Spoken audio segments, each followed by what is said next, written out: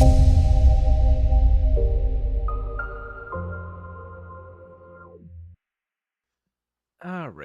hello everybody, welcome back. I'm gonna do a little streaming, a little programming, a little something. Okay. What's the last thing that I did here? Let's open up the player.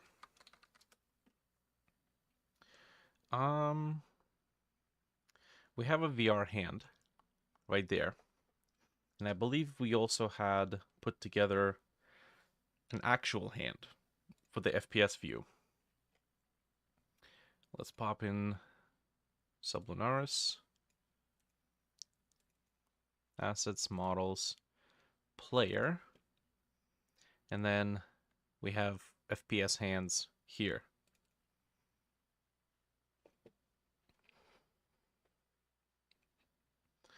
Okay, I gotta be careful with clicking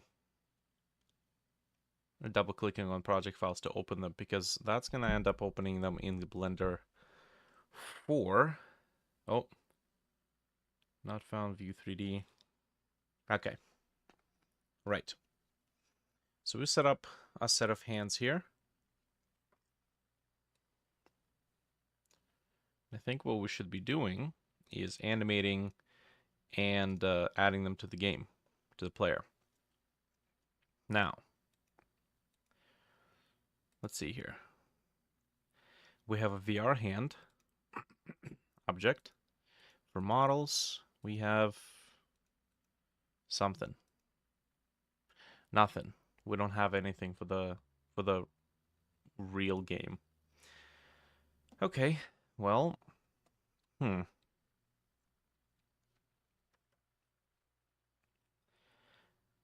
wondering if I should focus on this or if I should focus on maybe putting more foliage stuff. Okay, let's go dope sheet, action editor. Actually, this one's perfectly fine on the timeline. Let's do dope sheet here.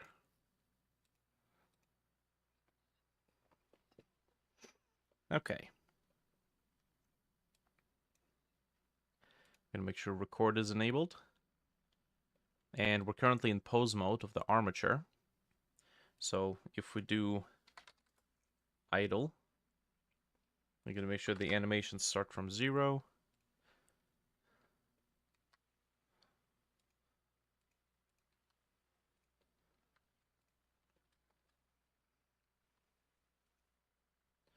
I might have to rethink my arrangement of how I handle the hands by keeping the wrists separate.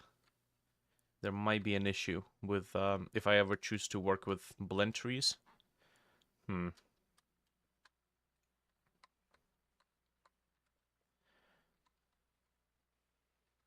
Okay, let's make sure that we can adjust everything.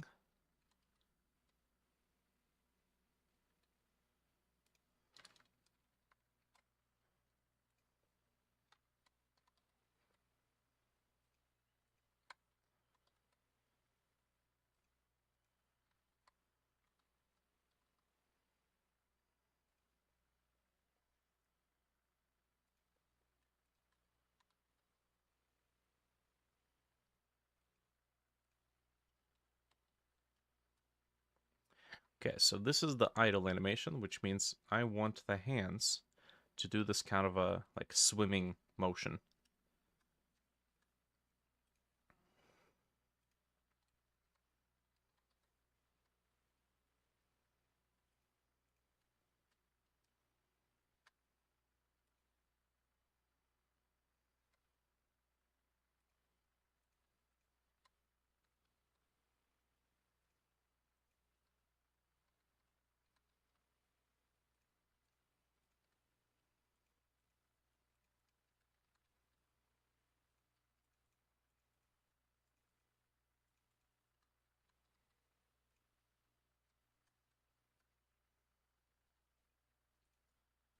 Okay.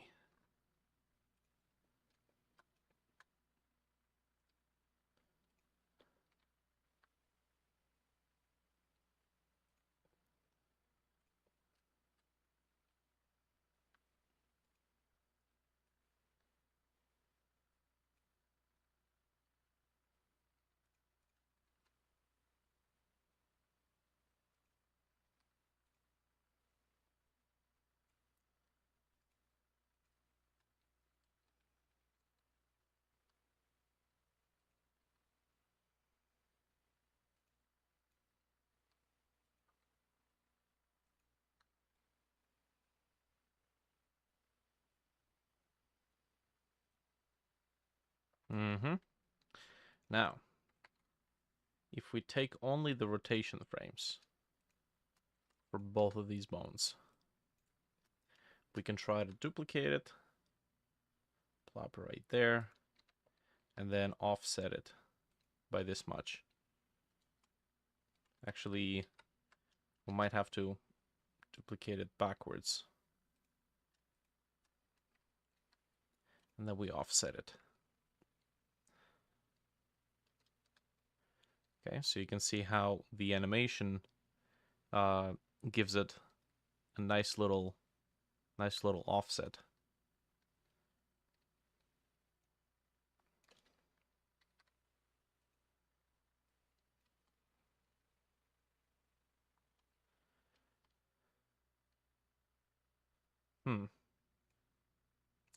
Maybe we could do something.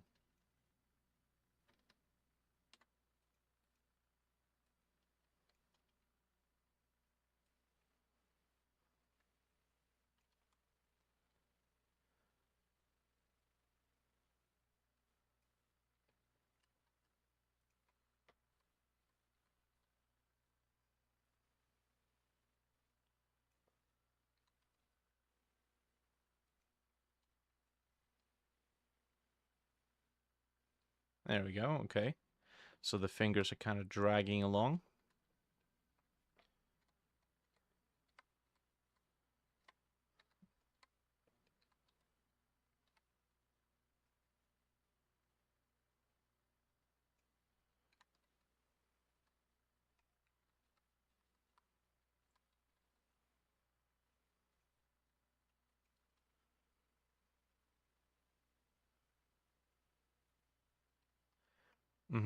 Now we're gonna store these animations as NLA tracks. Okay. So that means that this animation starts at 0 and it ends at 100. Actually, that might be a problem.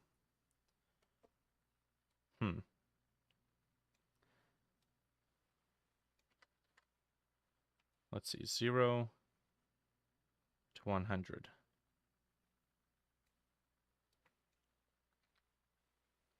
Oh, okay. Are we able to trim that?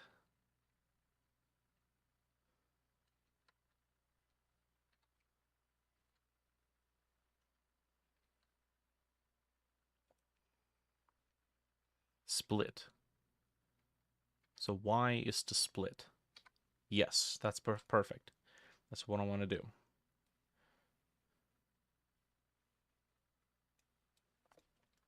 Now, before we commit to that, let me just double check here. So idle, we're gonna protect the animation. So it goes from 0 to 100. That makes sense. So we'll do this. We don't need that part. We don't need this part. And this now should be just a perfect loop. So we'll close that, and then we play it. And then as long as we set the end of the animation to 100, it should be a complete loop. Nice. God, that looks weird.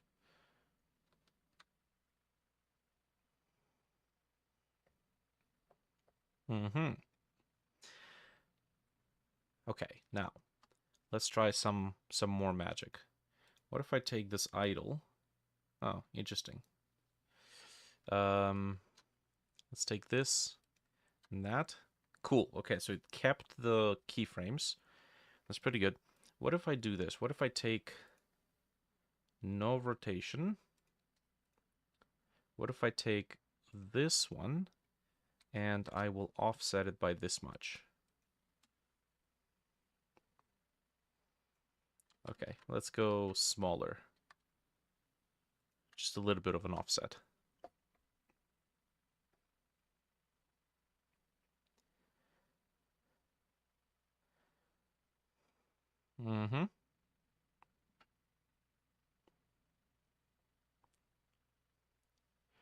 How many games are you making? Enough to keep me entertained.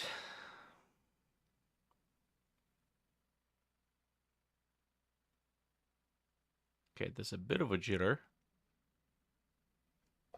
Is there? Hold on. There's like a teeny tiny little bit of jitter.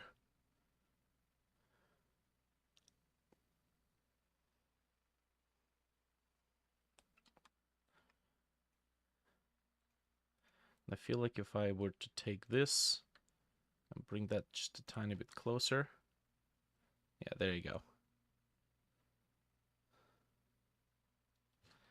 I mean, it's kind of there still a little bit. That's fine. Let's make this 101 frames.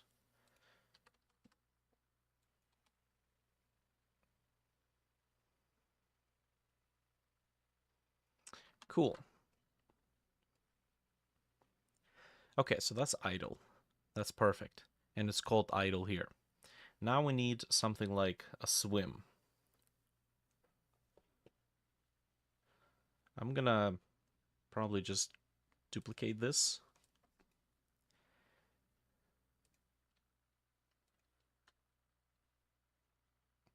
Let's place a keyframe here. Get rid of all this other stuff. Cool. Now let's figure out the poses.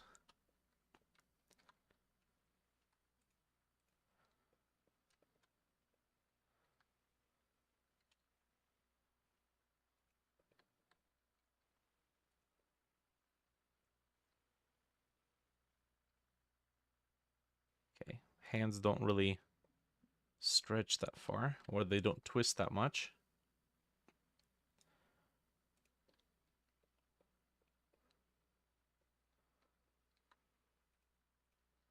Okay, and then if anything, we can fix the twist using this bone.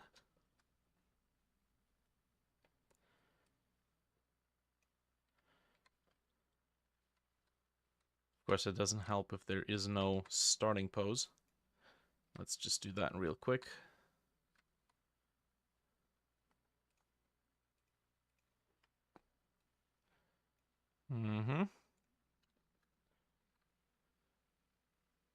Oop. Local axis. There we go.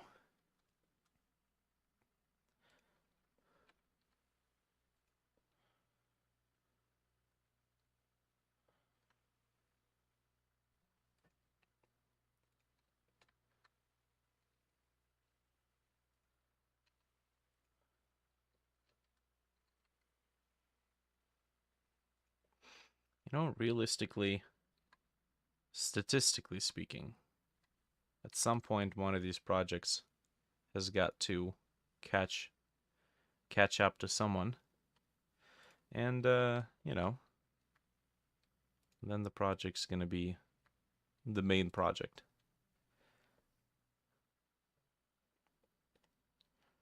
Okay. Okay, I saw that snap. That's not good.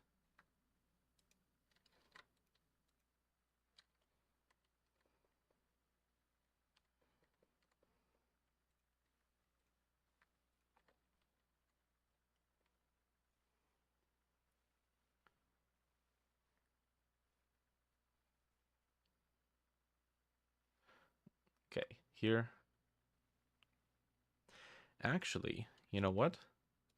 This is supposed to be the starting frame. That's right. Or maybe, it would make it easier to blend if this is the starting frame, except we probably want to make the hands be set up like that.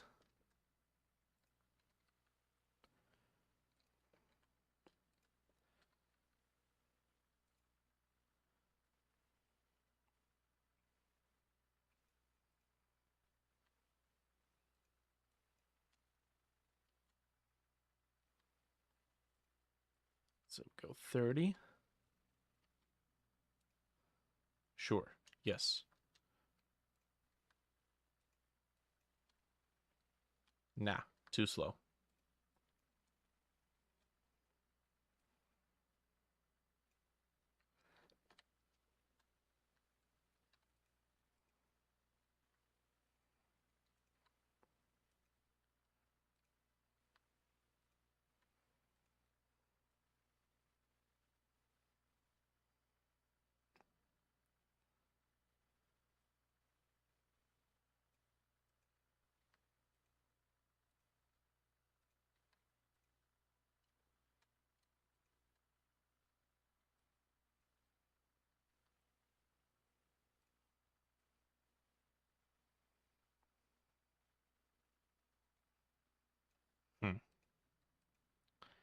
Now, even though technically that makes sense, it doesn't look that great. Okay.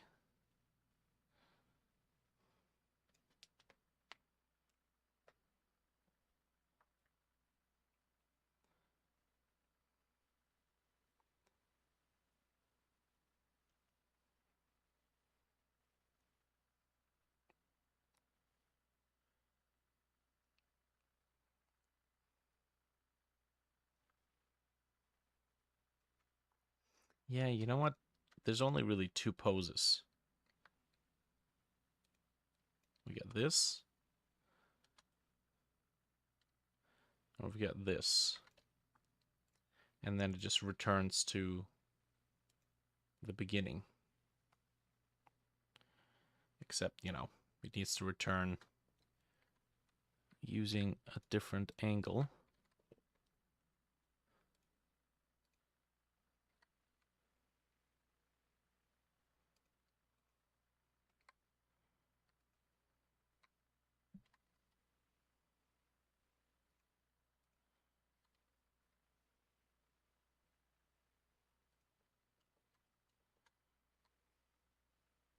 I think that weight painting might have to be fixed up a little bit. Ooh, that's painful.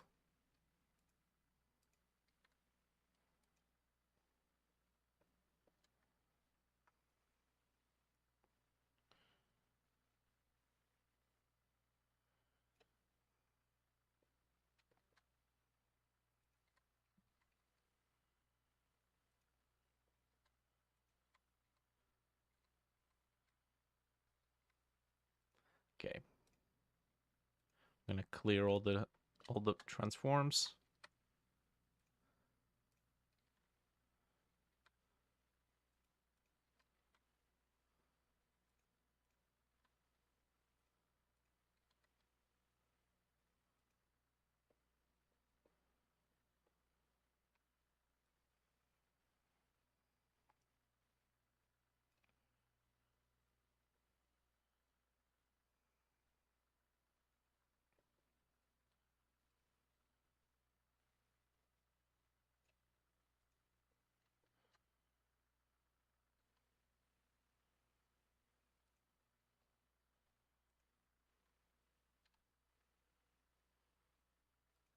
Yeah, okay. we really have to fake it in a way that looks all right from the first person perspective. Maybe it goes forward, and then here it goes like fully sideways, like this. Whoops.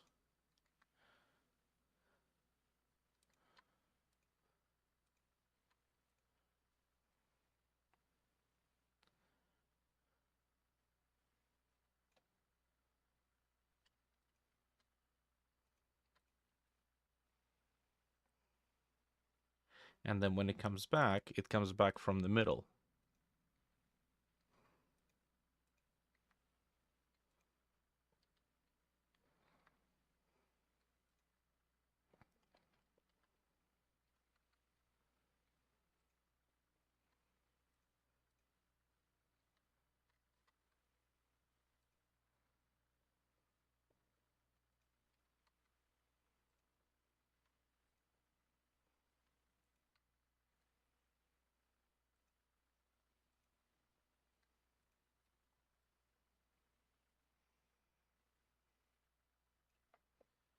Okay, cool.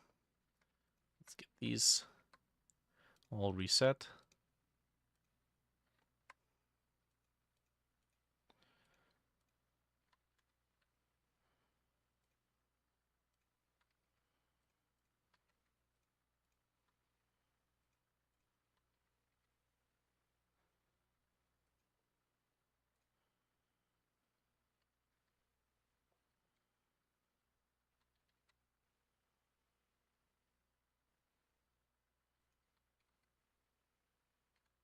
Yeesh.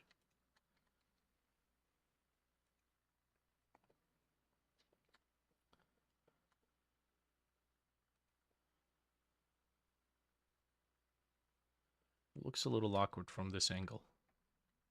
Maybe.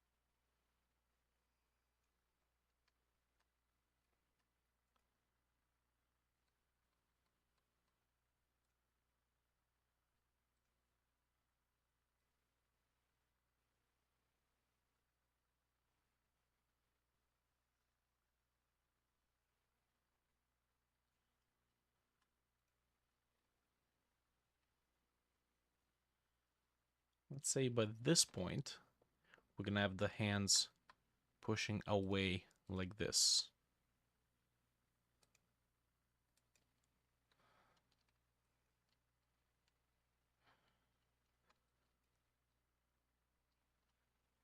Which, by the way, we have a thruster technically, but, you know, probably not going to get the thruster right away.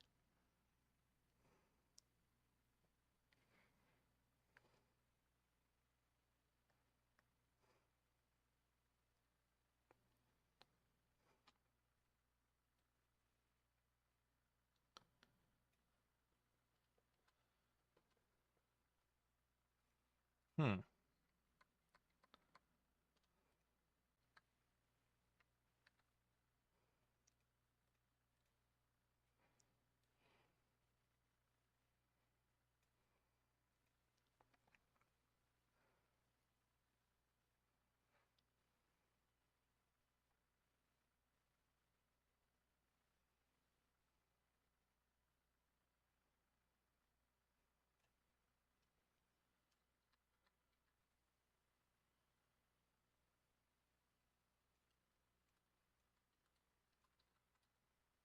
Okay, what if we do this? What if we make them assume this pose here? And then from here, it's going to be a closed fist.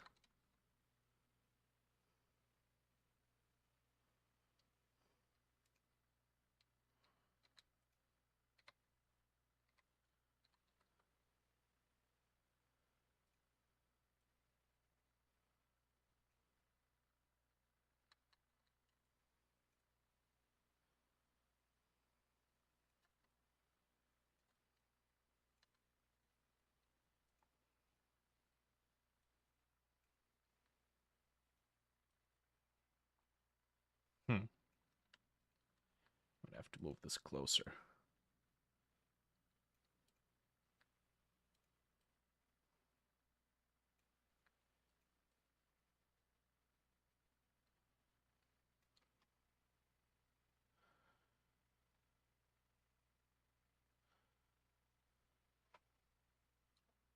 I think because of the positioning of the wrist, it almost looks a little crooked.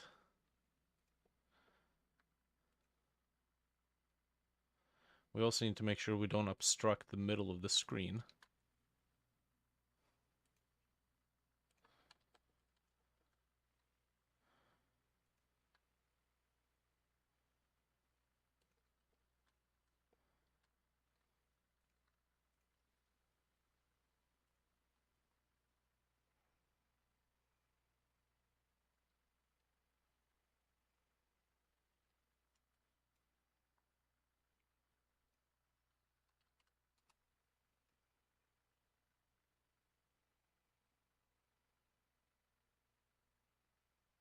Hmm. You know, I think the biggest problem is that maybe we've started this whole animation from the wrong end. Maybe we should start this animation when the hand's are already away. Like this. Because that would make a lot more sense, I think.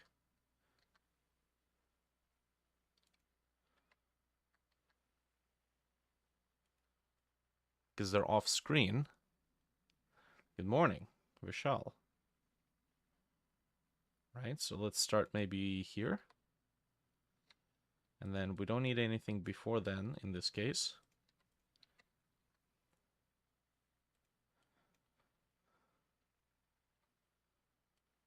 Ah, right. We shouldn't be deleting these frames. We should be moving them to the end.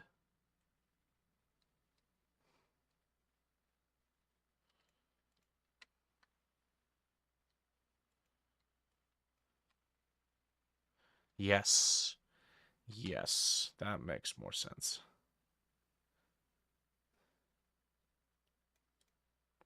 So the whole thing is what?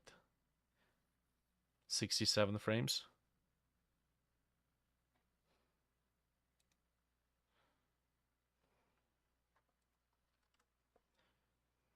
Okay, this is swim. We're going to protect it and then submit it. I don't know what this is. We don't need it.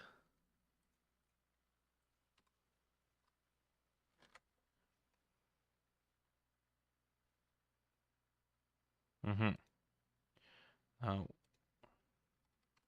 There we go.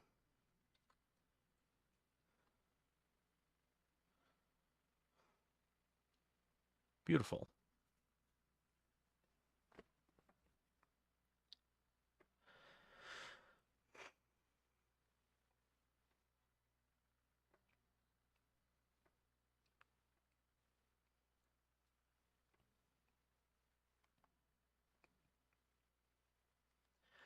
Okay.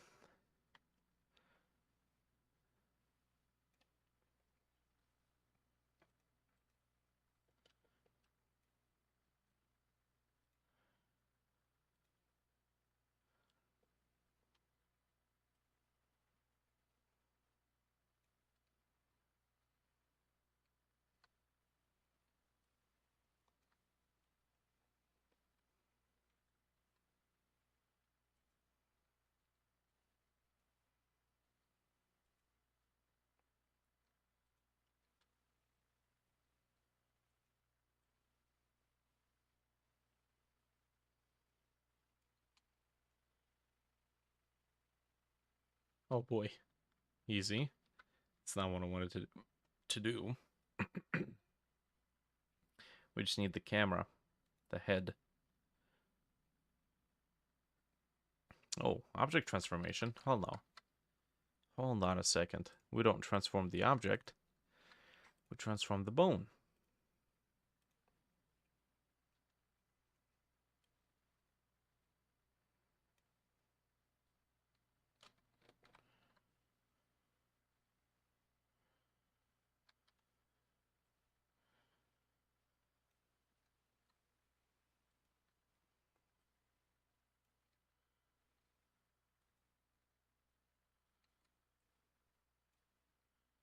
I believe when you lift up your hands, because you're in the water, the inertia would force you to look down a little bit. Hands go up, body goes down. And then when you push back, it would force you to look up a bit. And then it would just return.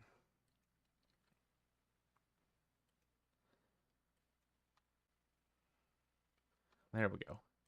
And then maybe here we can do a little bit of rotation.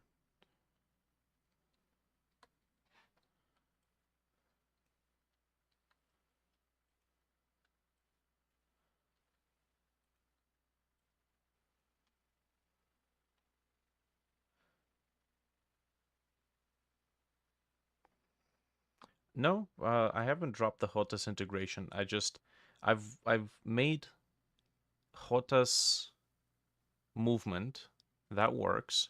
I've made VR movement, which is just piggybacking off of the HOTAS stuff. I have, however, been neglecting the regular desktop view. So what I'm doing right here is just, catching up.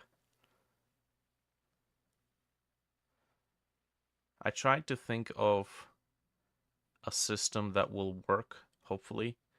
Like inventory systems that can be switched or reused in both VR and desktop.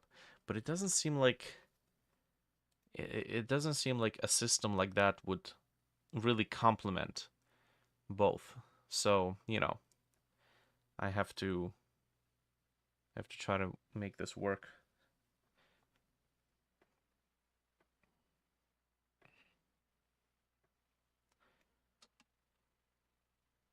Not bad though. This seems to work okay.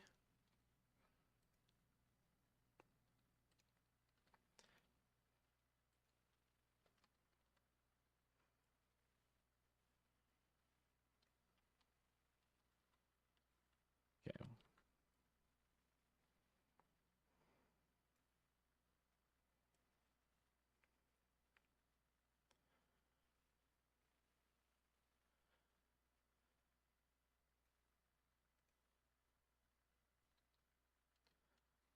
We have to make sure that both hands leave the screen at the same time.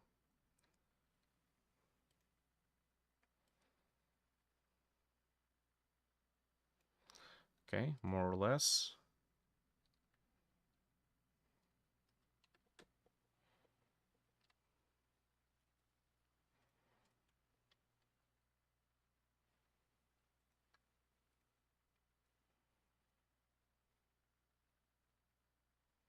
Yep.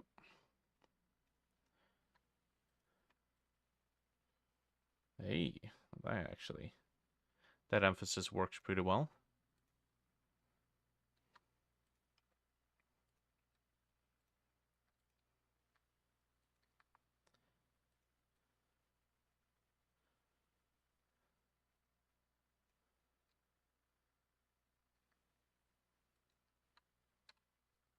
Go away.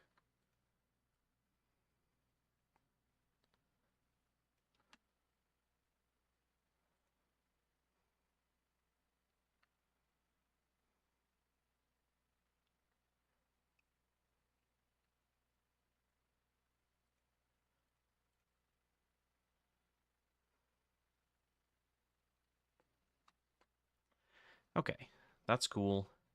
And then for idle, oh, we need to have an animation for the this bone for idle as well. And this has 100 frames.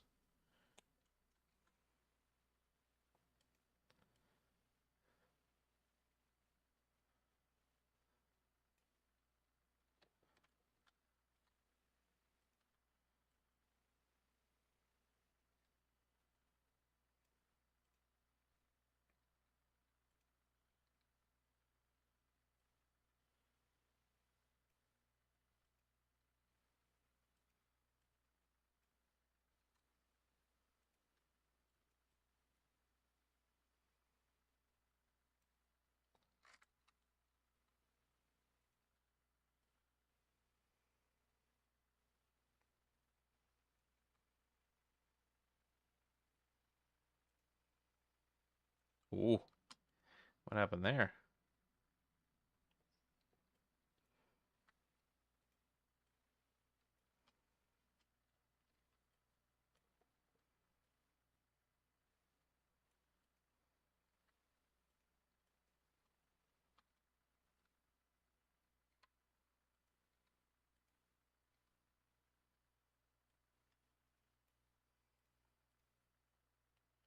Well, that doesn't seem right. Whoops.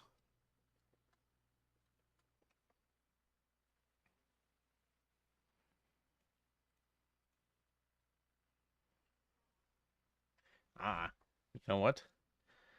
It's moving because it actually doesn't have keyframes on the base bone.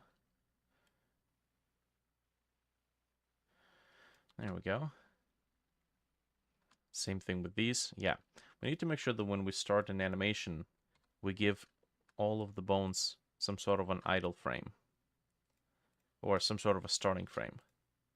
Because otherwise, yeah, it does shenanigans like this.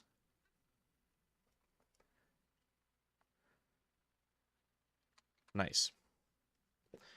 Okay, well, that works. Let's get this exported right now.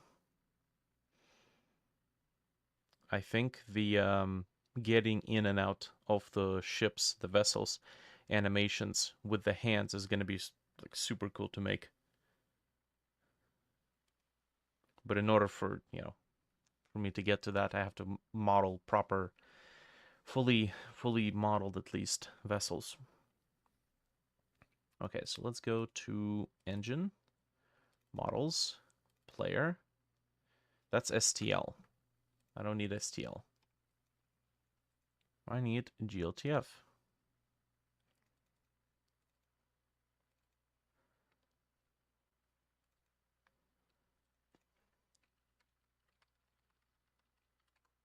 Okay, so we got FPS hands. We're going to export only visible objects, and yeah, I think that's fine.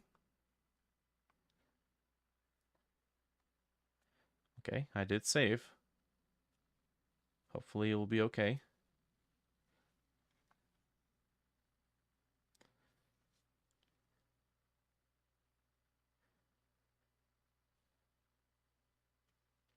I need to do more experiments with hands modeling.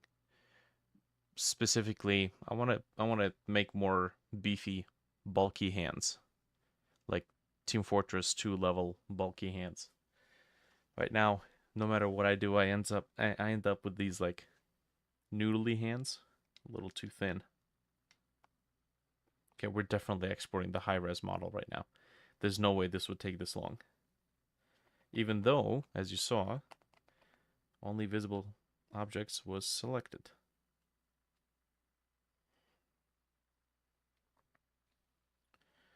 Okay. Well now. Can we try that again?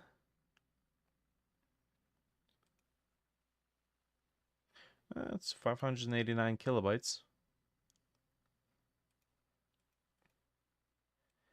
Visible only. Yep.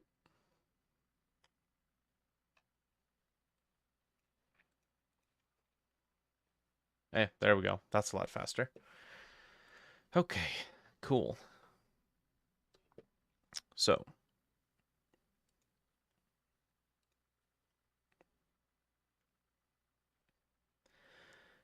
I am going to disable this stuff.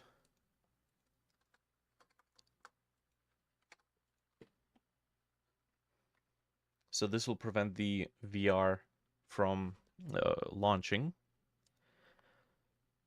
Okay. Now, what do we do here? What do we got to do?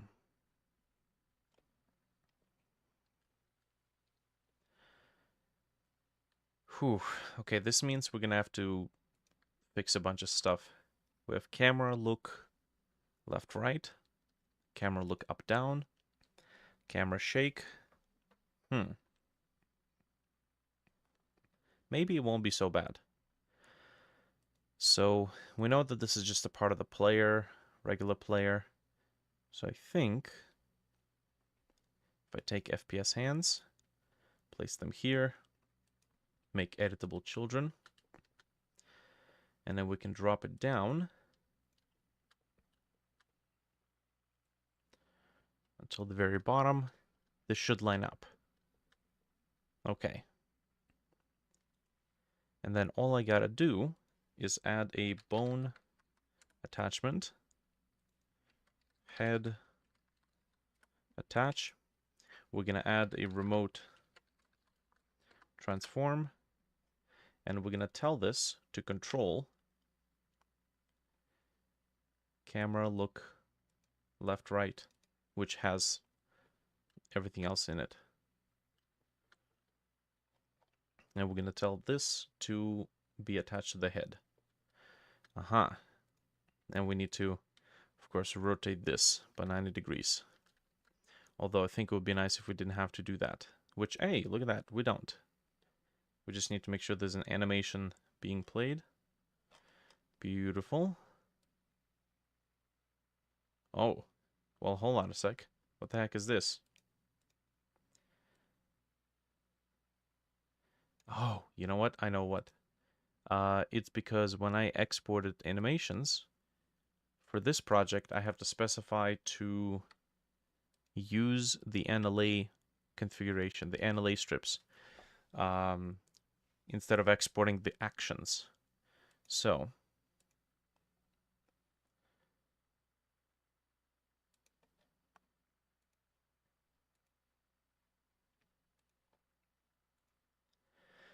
oh, that's cool. We can filter out stuff to not be exported, but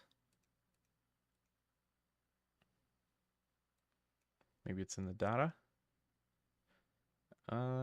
There we go. NLA tracks.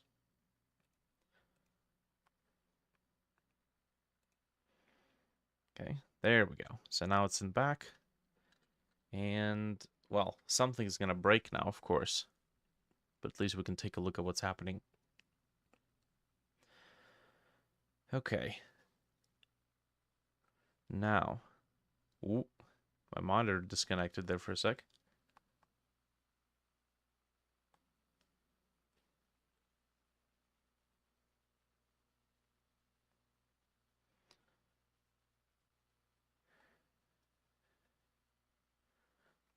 Oh, okay. Well, we got something. I think that we should do what? Oh, Steam VR turned on. Well, that's weird. Hold on, was that actually running in VR? Hold on a second. That was running in VR. What? But we returned. It shouldn't be running in VR. What? Okay, that is weird.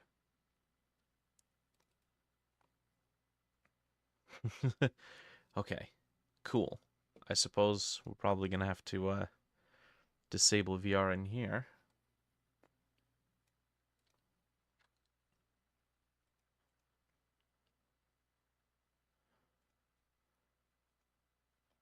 XR.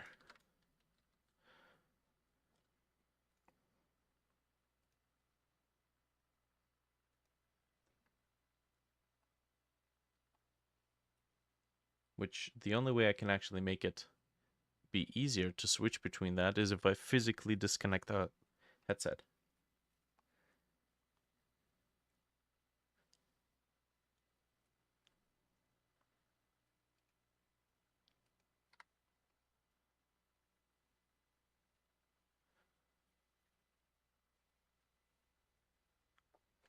Okay. Well, we're here. I'm not entirely sure what we're looking at.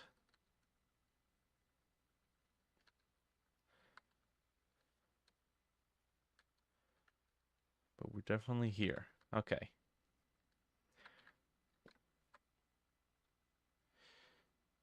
So.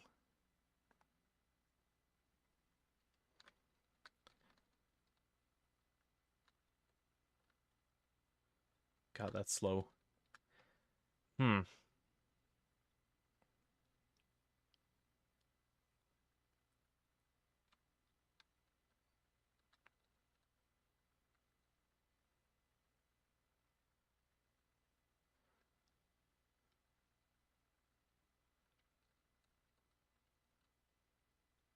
Oh, actually? Fascinating.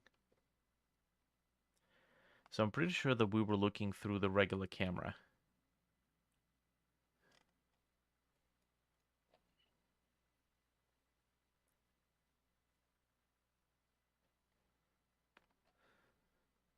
We might have also been looking down, because I think there is no reset. Right. So let's take the idle, duplicate, call it reset, protect it, and then of course we're just gonna place a keyframe and then delete everything else, and then this whole thing is like 5 frames long. Push it down. The camera shouldn't have any animations on it, Get rid of that. Get rid of this.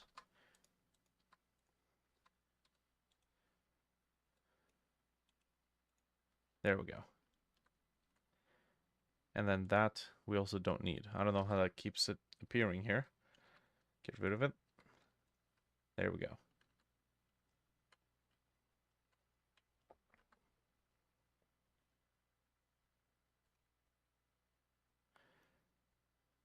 Okay. Is that just really long, or is that... No. No, it's just this strip. That's good. Let's get this exported.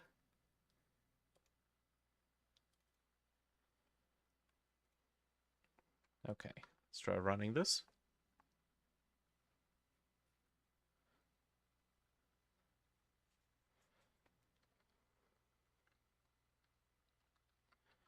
So, whoa. Okay, that's the full screen menu. That's fine.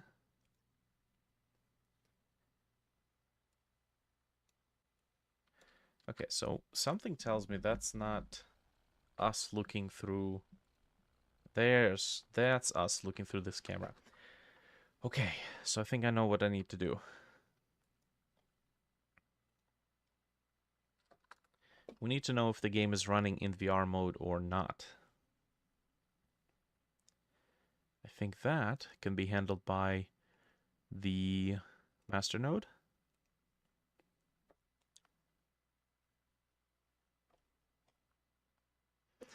VR mode is set to false. So let's try this. Instead of returning, we're going to do if VR mode is true, then we do all of this stuff. And then in the player, in the ready function of the player, we're going to do if master node.VR mode. If not VR mode, then this camera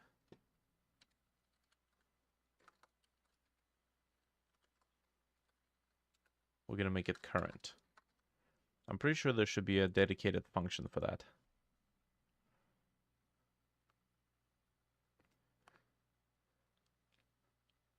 Make current instead of set current. Okay, I like the function. And then else, if we are in VR mode, then this camera is going to be current.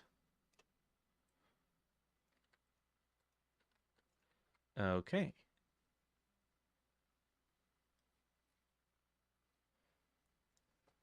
All right, there we go. Look at that.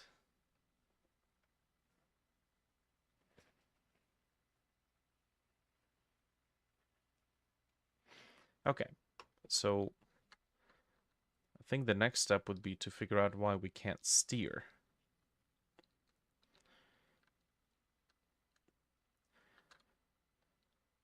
Man, this is like some slow traversal. Let's see. I suppose we probably want to get ourselves state machine for the hands and animation handler, right?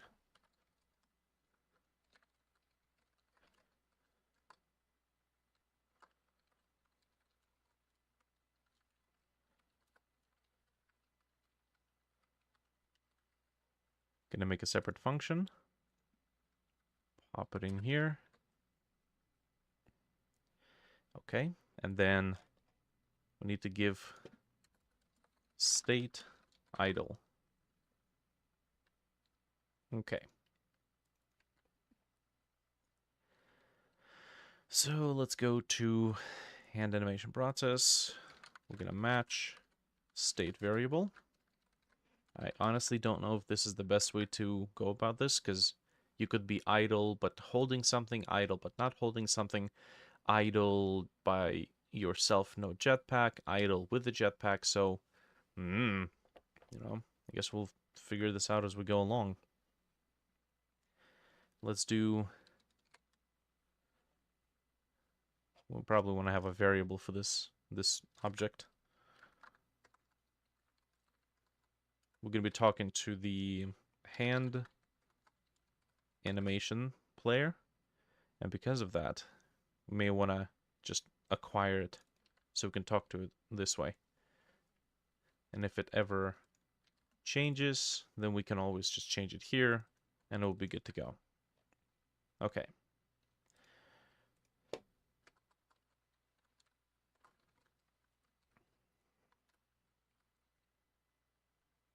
Okay. Speaking of which, the idle is supposed to be a loop.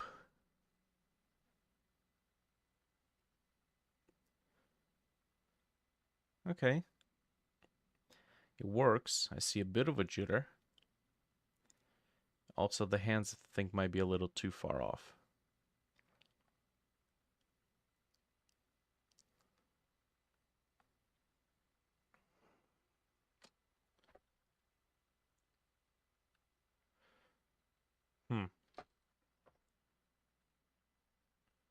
Also, VR interact label, VR pause menu, all of this stuff needs to go away.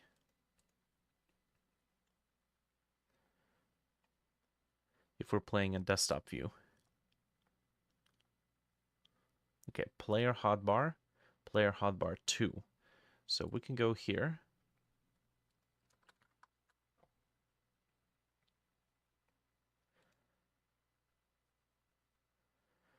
If we are in VR mode, which you know what?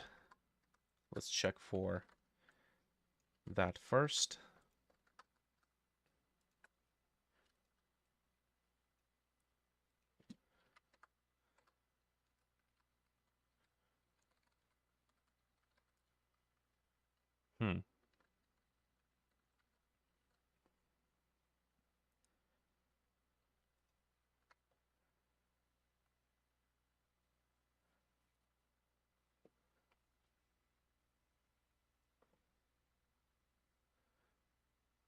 Different GitHub branches for all your models. What do you mean? You mean like every single model you ever made has its own branch?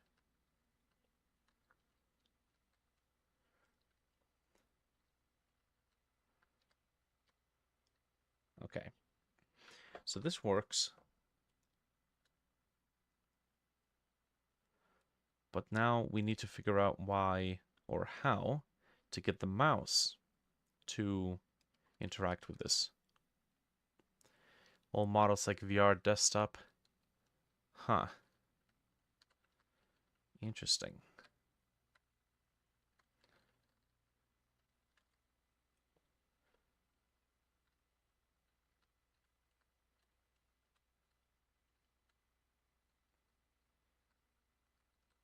Okay. So once we have ourselves the jetpack, we pretty much, well, we pretty much just control the jetpack.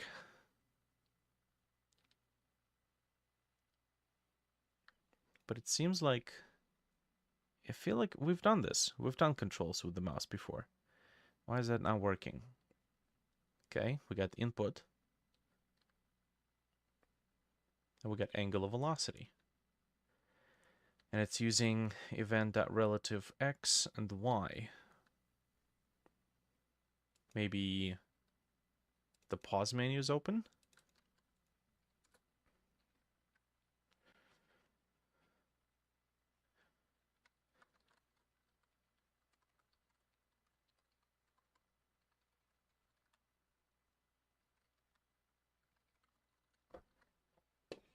Let me double check this.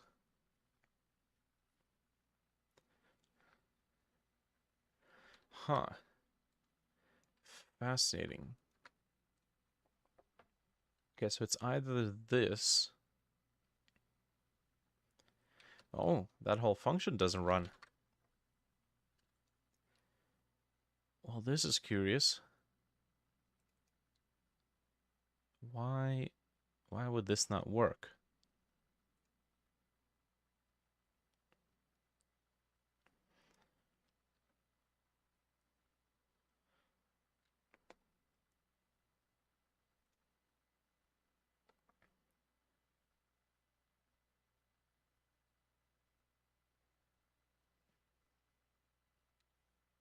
Hmm.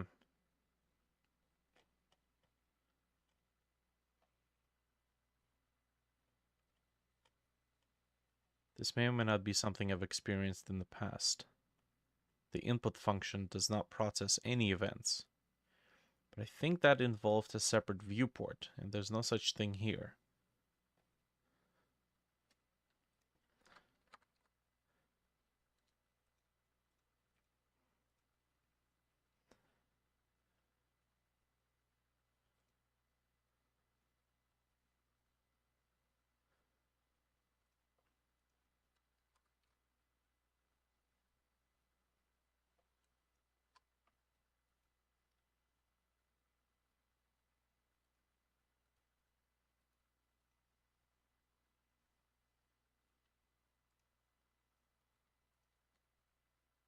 We also have something printing out a ton of information. I don't know who's printing.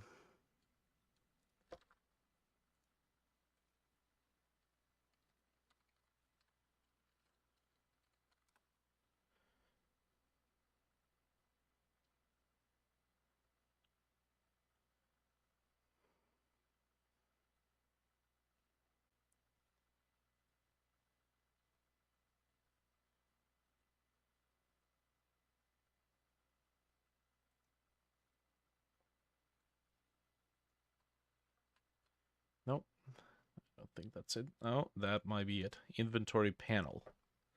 Right.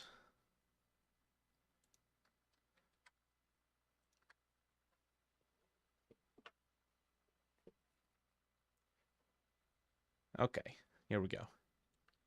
Now my question is, why, oh why, do we not have input events?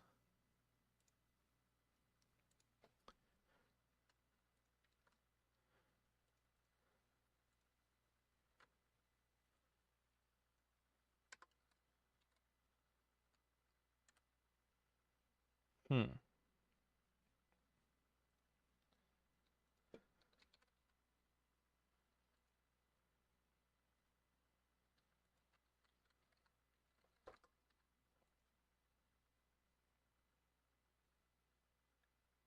Could it be that perhaps it's the pause menu that's taken over all the events?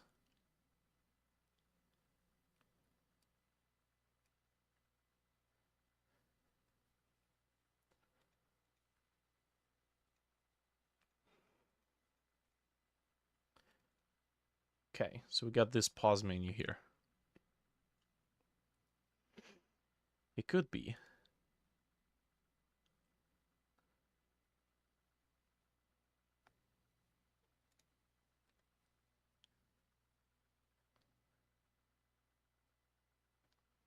Honestly, I have a feeling that I might have to make the mapping menu be instanced for VR mode and for desktop mode in two different ways. Because I have a sneaking suspicion that the pause menu is what's causing us to not have input events. Let me take a look here. I'm pretty sure if I unload this, it's gonna break. What are you working on today? Desktop / VR implementation for a Subnautica-like project.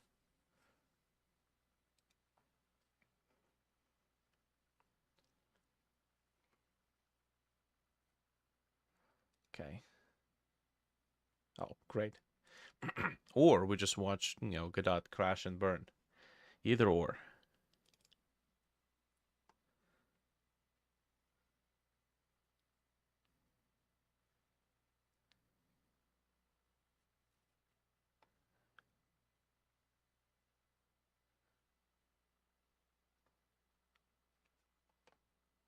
Mm-hmm.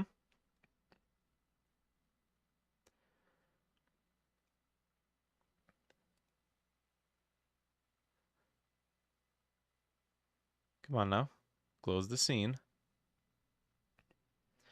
Right. It's got to load all the materials.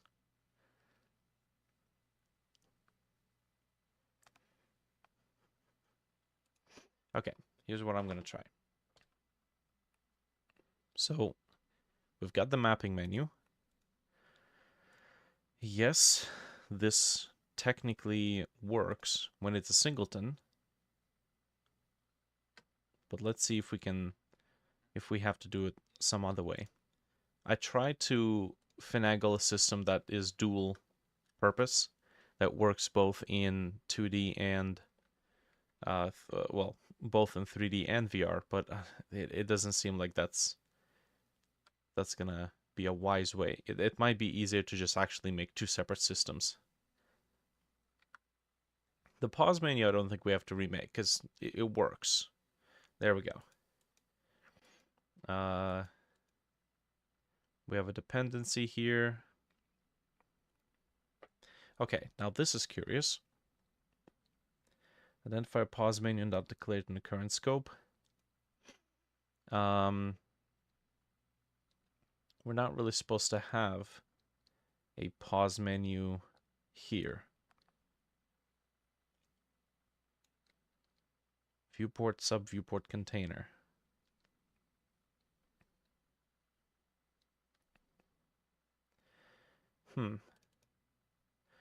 I'm gonna comment this out for the time being.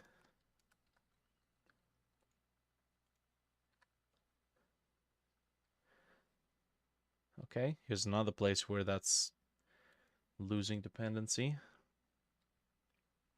Interface process. When we press UI cancel, we're supposed to see the pause menu. Makes sense. We're not going to worry about that right now. Okay, so there we go. But that didn't really fix the problem. We're still missing input events. Why are we missing input events? Guess it's time to look it up. Godot input event not firing.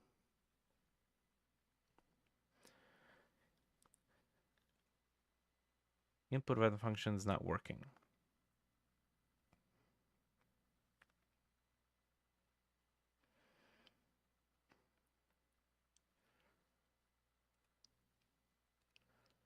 Okay. Do we perhaps have to handle it this way? Emit it when object receives an unhandled input event. Position is the location in the world space of the mouse pointer on the surface of the shape. Interesting.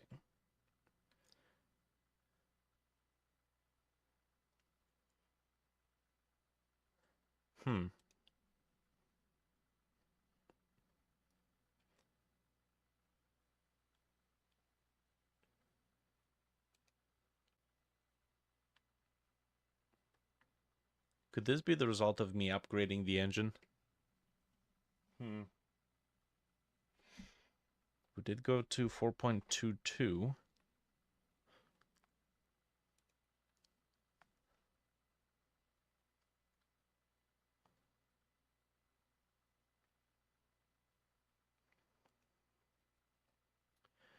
Okay, let's see.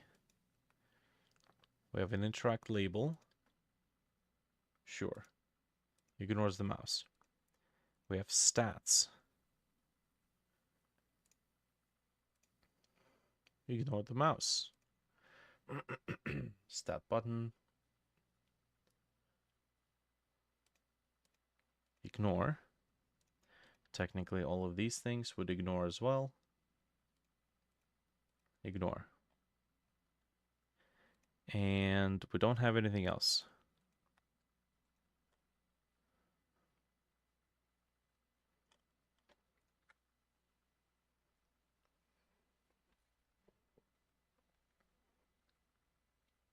Oh, no, no.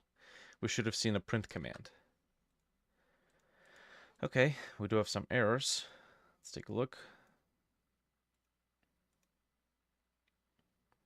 Force raycast update. This is for spawning the minables. That's not really... Yeah.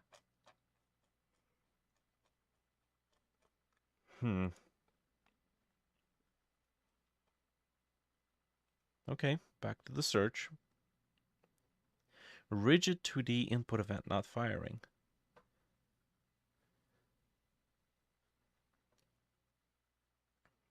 Unhandled input. Input pickable on rigid body. I don't remember having to do that before. Ray pickable. And also this is a 3D one.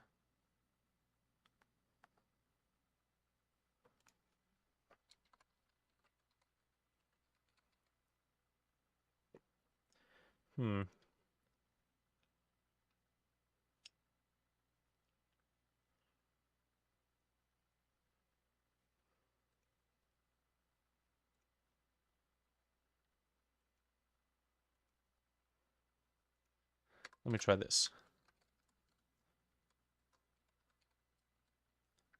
Let's try this one. Event found.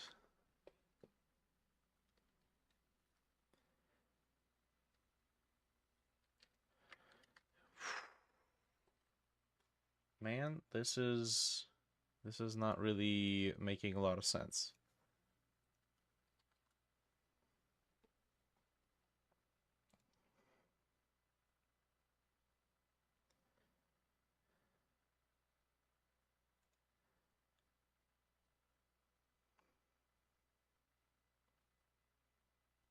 Compile shaders required for XR. Not what I need.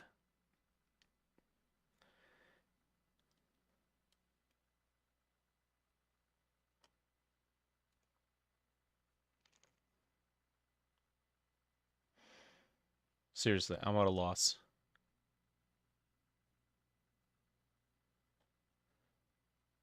Is there something else that's covering the screen? Global UI, which has black, and it's ignoring the mouse too.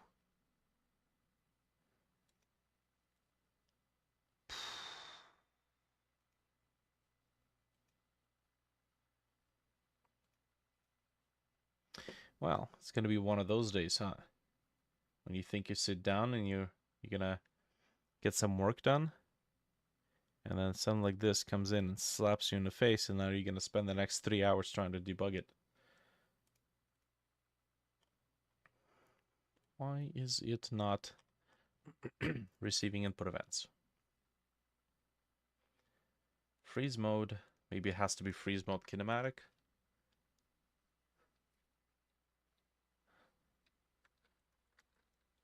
Nope.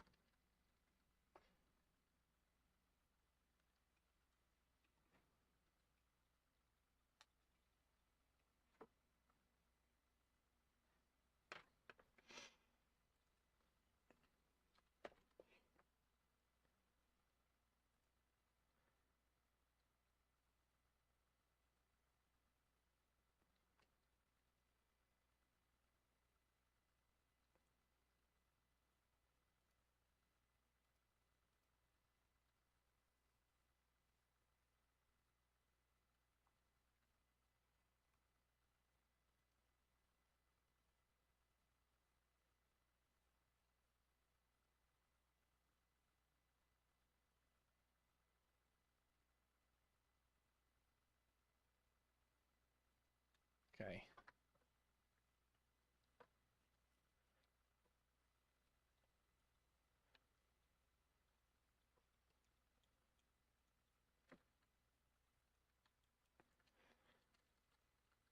Maybe it's because the mouse is captured. Oh, that's never been a problem before. But let me double check this. So we do that.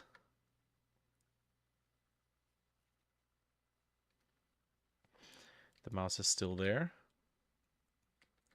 And yet we're receiving no input events whatsoever.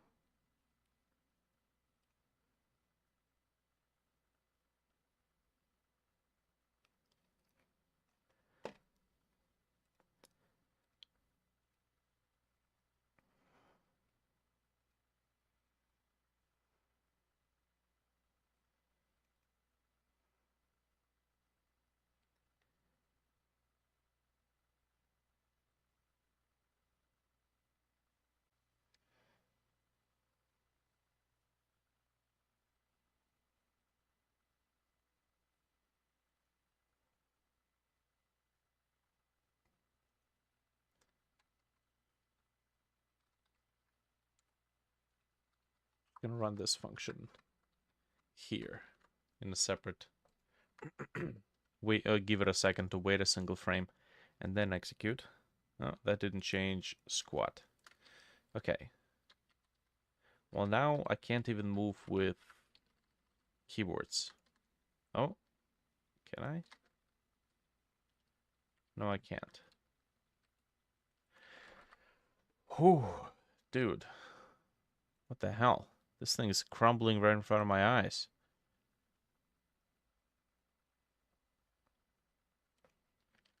If I do this.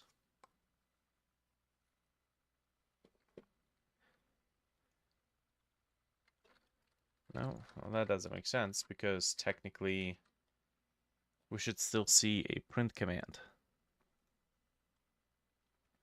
Okay, hold on a sec. Is this even the right player? What if I put a print command right here?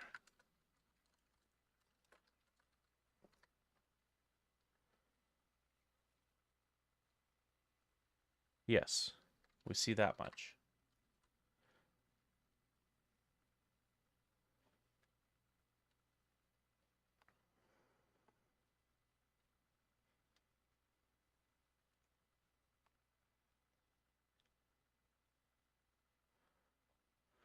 Okay, do we have to maybe, I don't know, restart it? This is wild. Spent like an hour, close to an hour just dealing with this nonsense. Let's see.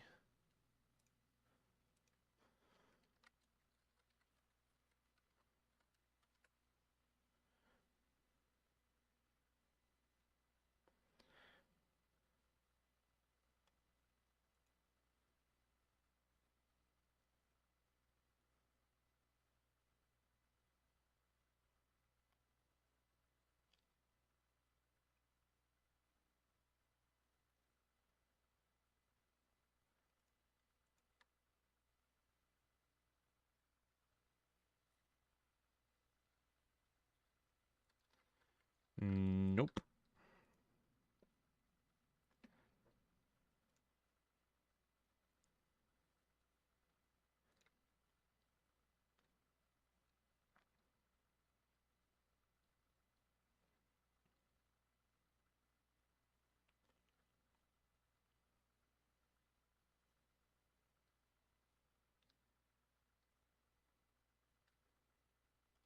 Maybe we disabled something in the master node?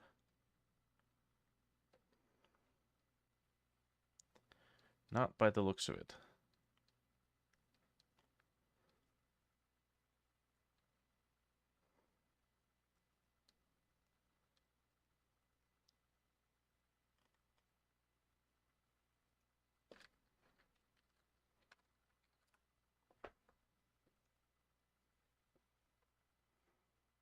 That's the, what is this? Terrain 3D.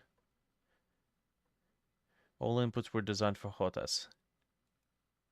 Yeah, but that doesn't explain why,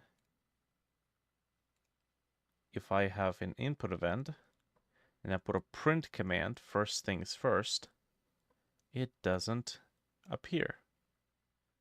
This is correctly spelled. This is also correctly written. None of these two print commands appear. I did put a print command in the process, and this does actually fire. So my suspicion is that somewhere, someplace, something got borked. We got base vessel. Does base vessel receive commands? Oh, that's physics process. Okay, let's see. Print vessel receives events. Because maybe the vessel receives events and then we get none. Oh boy, that may very well actually be exactly that. Ooh, okay. This is a change since Godot 4.1 to 4.2. There is such a thing as an unhandled event.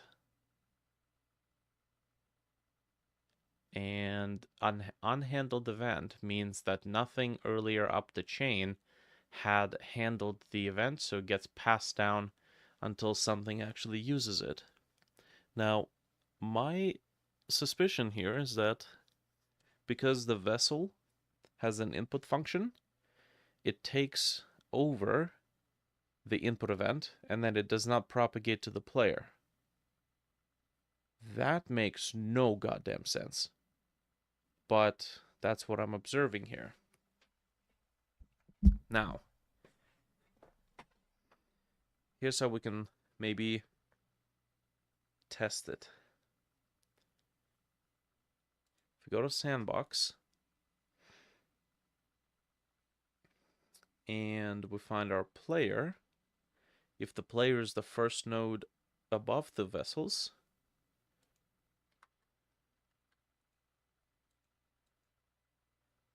okay, maybe it will handle, there we go. It will handle the event first, and then it is going to be the one that receives the events. Okay, now it still says vessel receives events.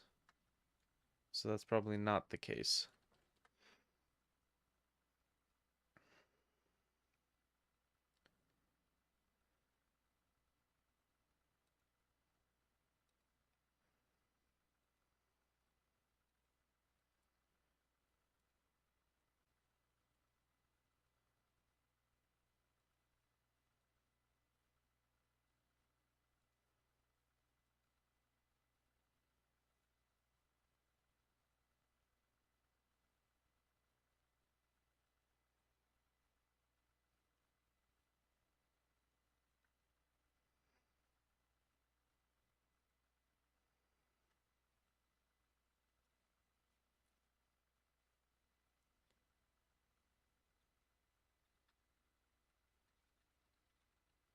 Yeah, I got no idea. I don't know why this is happening. If I were to give it a new node, and then, let's see, node, just like that. And then input test is going to be its name, and we attach a script.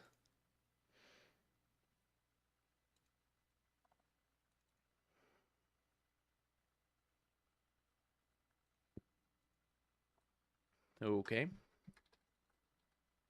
Funky input event, print test received event. Let's see. Is this going to get events? It does receive events. So either I have to move all of the event processing into that node, or, well, something is breaking here. Do we have two of these functions? Nope. I would have complained about it. Actually, hold on.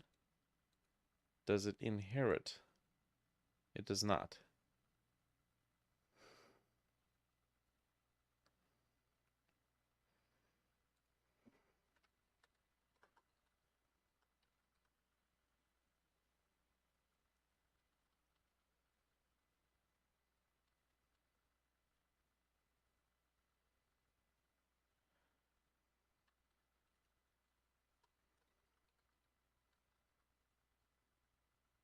Parse input event.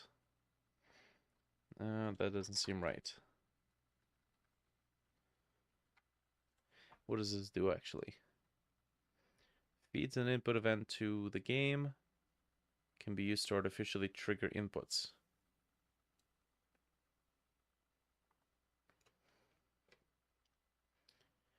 Flush buffered events.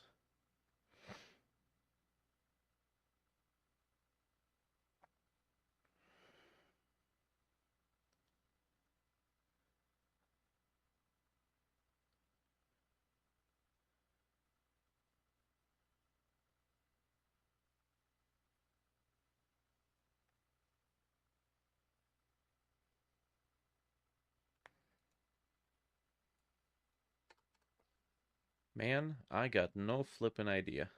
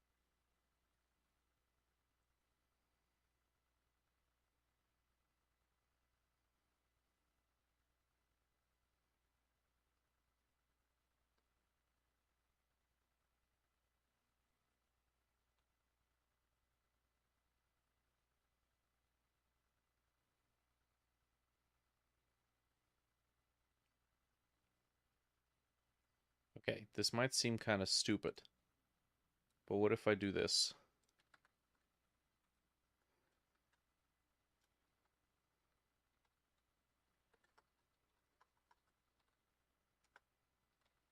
Just forward it. Forward it to the player. It's not a fix, it's a workaround. But it does allow me to regain control of the player until we figure out what the hell went wrong there. So, yeah. That seems a little dumb. I'm sure it's my fault. Okay.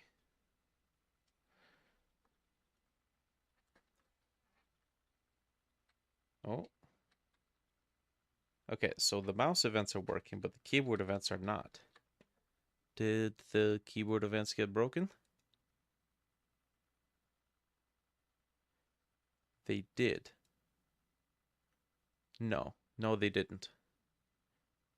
Oh. Oh, I'm an idiot. The pause menu is the one that's responsible for handling input mapping. And because I unloaded pause menu from the autoload, no more input maps, no more functioning game. Shit. Okay. Well, that's interesting.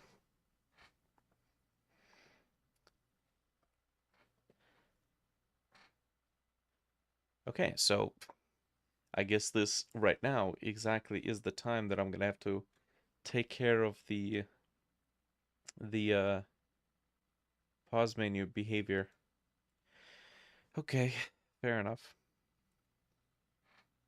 Let's see here. So I think placing the pause menu in the player should be okay. Yes, no, maybe so.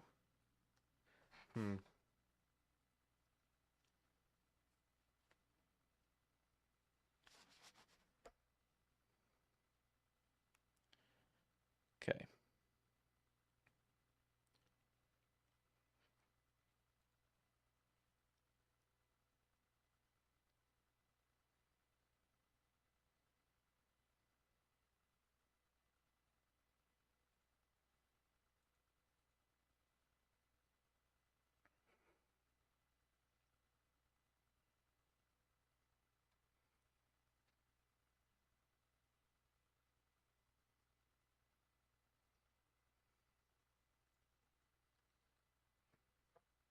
Okay, let's take a look here. So the pause menu acts as a separate VBox container or separate canvas layer with a sub viewport container.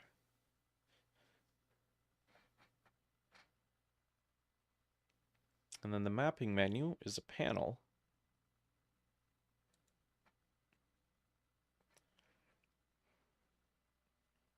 So let's do this. Let's save this. Save branches seen. Can't save branches seen already instance. Well, I guess that's because mapping menu is already saved. Cool. All right. So let's go in the player.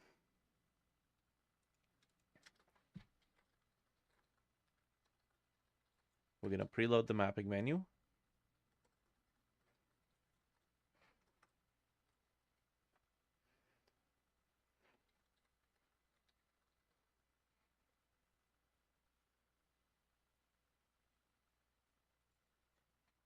And then the ready function, if it's not VR mode, we're going to instantiate. And then I think we can simply just add it.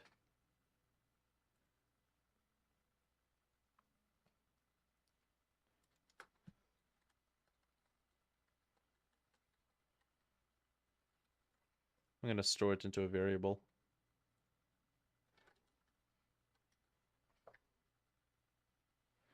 And then UI dot append or add child mapping menu. Okay. Now we have to make sure that we never spawn more than one mapping menu, because that's gonna break a bunch of stuff. There we go.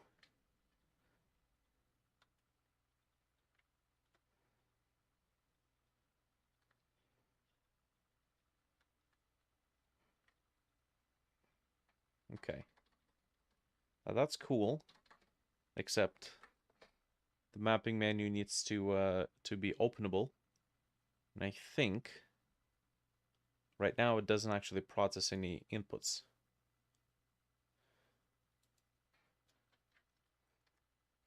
We had to do that, I think, for VR.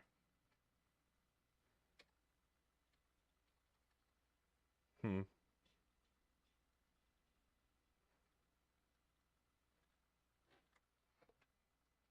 Okay.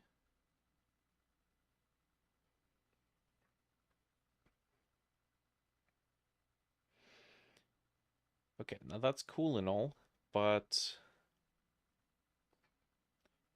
we're gonna need to prevent the player from being able to destroy the default mapping.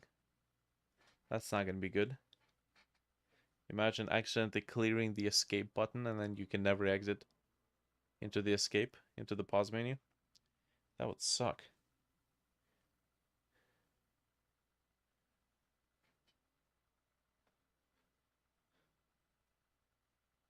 Okay, now this means that it's the player that opens the pause menu, isn't it?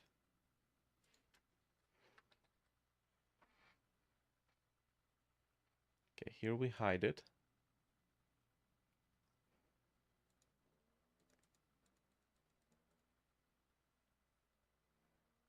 Toggle pause interface. Uh-huh. So it's not a singleton.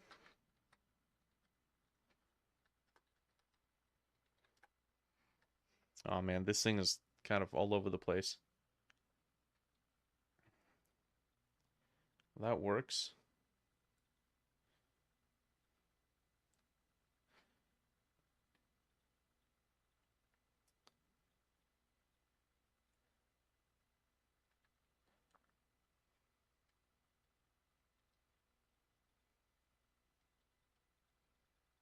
Hmm.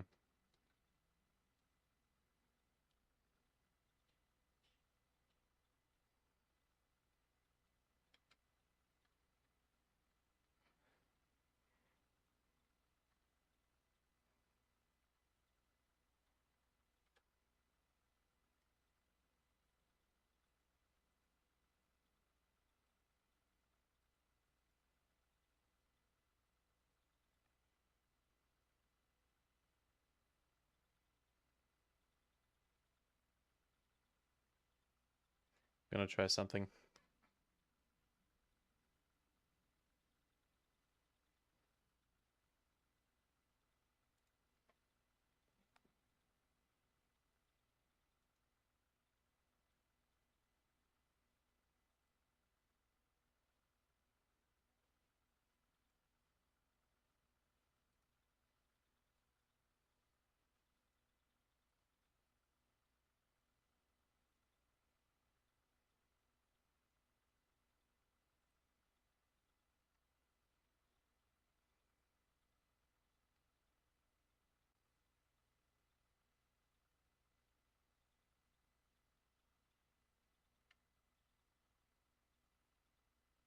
Hmm.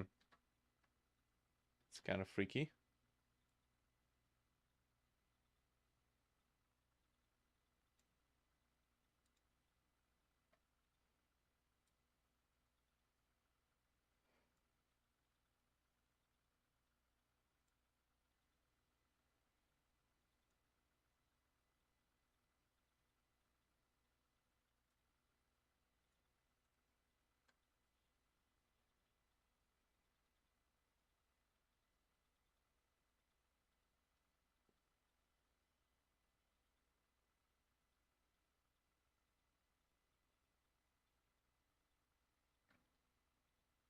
It's really slow. The movement, that is. Okay, well, here's the weird part. Right now, the mapping menu is the only menu that we're toggling on, but there's gonna be other stuff like save, load, close, settings, other settings besides mapping, of course. Um, I feel like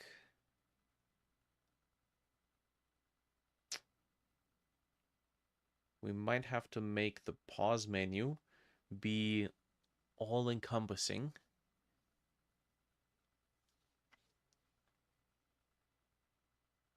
And then if it's a desktop mode instance, then it just instances the whole pause menu together in the player.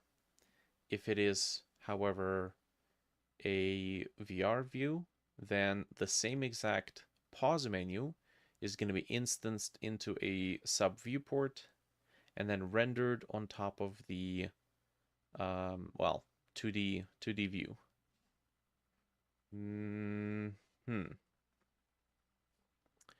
Right. So yeah, lots of stuff to consider.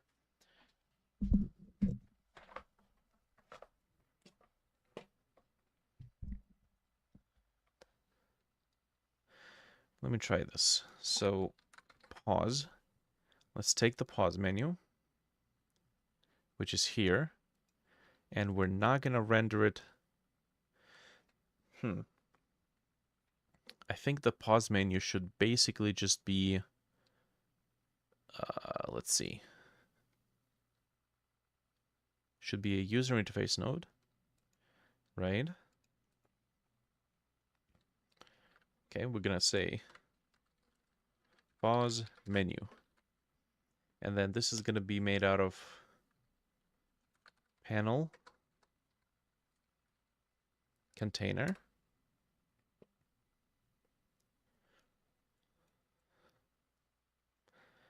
And then hbox, which is another panel with a vbox, and then button. Continue. Save. Load. Quit. And then we're also going to do settings. But on the right side, oh, this panel has to be a panel container. There we go.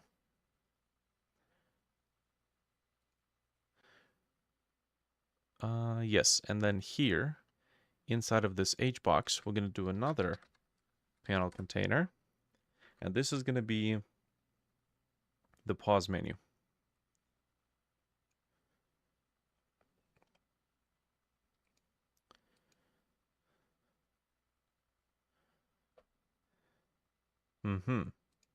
Now, pause menu, in this case, would likely have to be...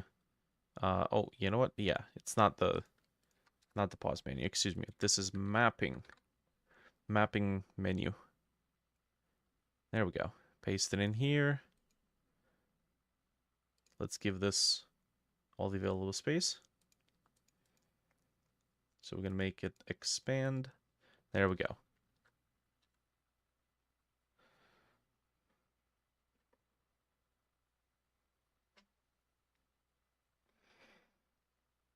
Cool. Cool. What do we do with this pause menu?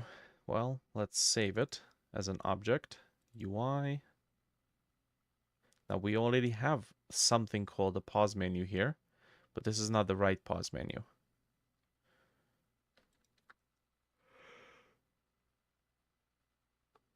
I think we're just going to overwrite this.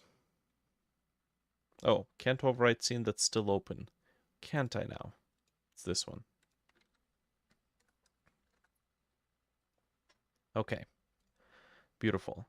Now, I'm going to expand this. And then we're going to set this to the middle.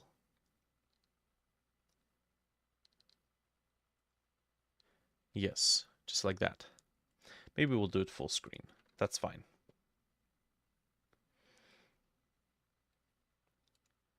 Now we'll take this first panel, and just for good measure, I'm going to give it, I think we might have to do another panel container, which is going to sit in the middle, and we have to give this guy some space.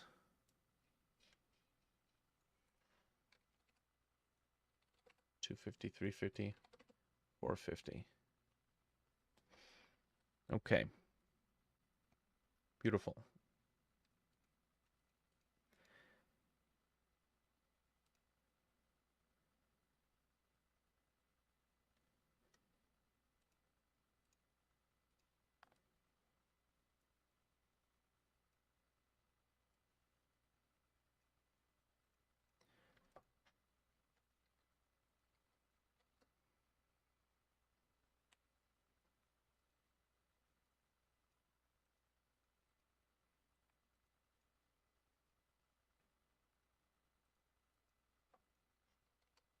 There we go. Okay. So 3 separate sections. That's good. And this is actually what we're going to be opening and closing. Okay, I have to be very careful not to destroy the actual... Ooh, yes. All of this code. This is not pause menu. This is mapping menu. Gotta be very careful here. So in the pause menu, we're going to attach a script. This goes to scripts, UI, pause menu.gd. Good. Okay, now we're going to go to mapping menu. And in the mapping menu, we have a place here. Do we have a place here where we reveal it or hide it? I don't think we do. Toggle pause interface. Yeah, this is it right here. I think we're gonna void this.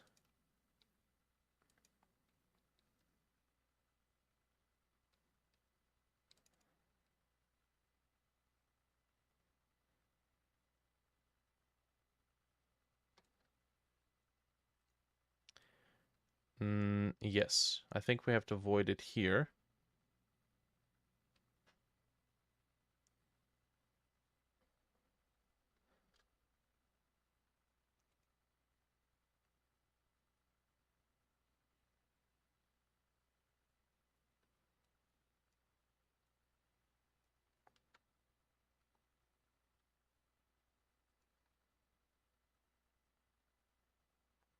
We toggle the variable in the master node. That's first of all. So we know that we have to do it here. Okay. Func toggle pause menu. We're going to move that here. Set process input, which is going to be set based on whether or not the menu is open. That's good.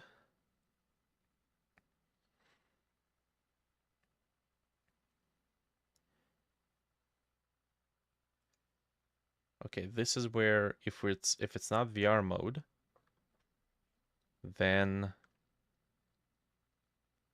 visible is going to be based on, interesting, whether or not the variable is true. Okay, we're going to get rid of this for the time being.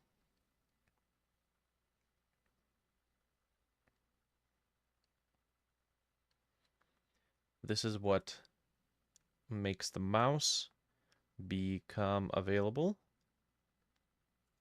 But this is based on the VR mode. Okay. We're going to rename this. We're going to call it toggle mapping menu interface. Although I feel like this we have to get rid of from here.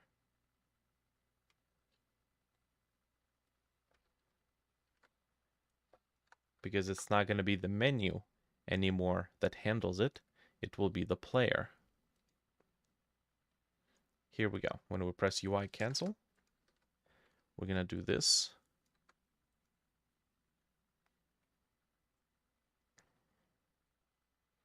And then mapping menu, we shouldn't really be talking to it anymore.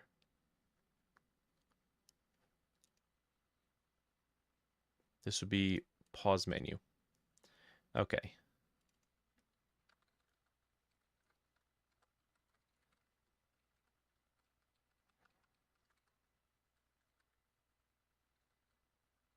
Pause menu TSCN.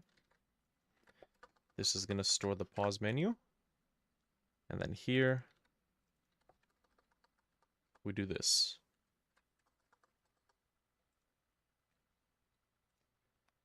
Okay. Now, when we interact with it, we're interacting with the pause menu now. And then it has a function called toggle pause menu.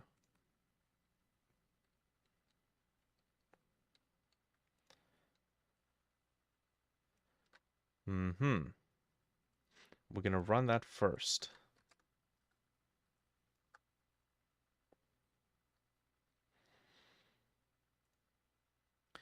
Now, the pause menu will have to start invisible.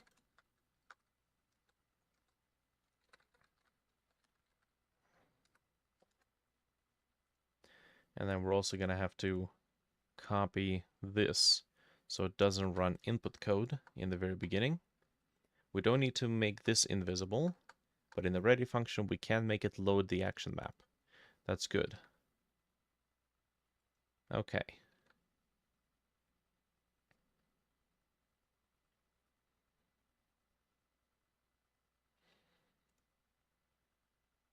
Well, I mean, it should do something, I think.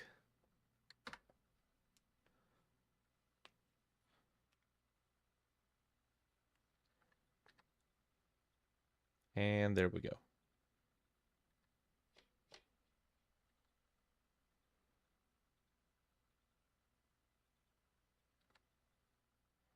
I do see the sub viewport reporting input events, so it's definitely trying to do something. Let's see. When we talk to the pause menu, toggle pause menu, I think this only needs to run if we're not in VR mode, which is this one.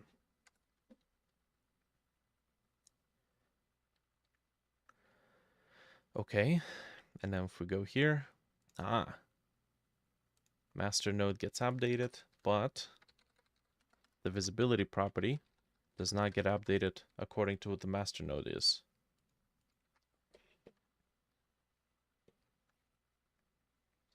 We kind of need that variable.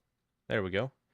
We need that variable in the master node so that we can do all sorts of stuff. Okay, we have a bit of an inversion with our mouse happening right now. I think it's because we have, let's see. Did we set the mouse mode in here somewhere? Maybe we just cut it out entirely. Oh, we did cut it out entirely. We moved it here.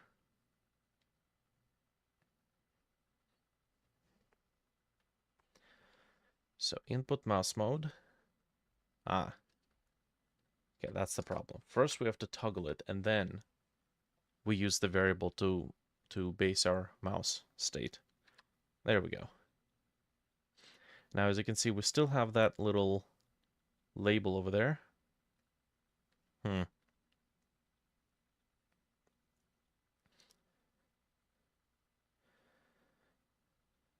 Right. I think we can disable that for the time being.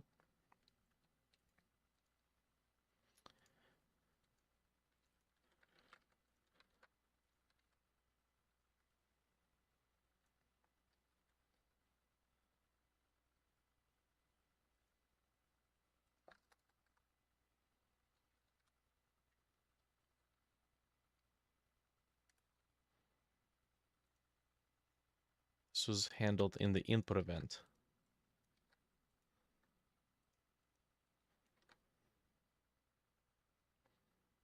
Okay, which means that cursor but have to actually exist in the pause menu.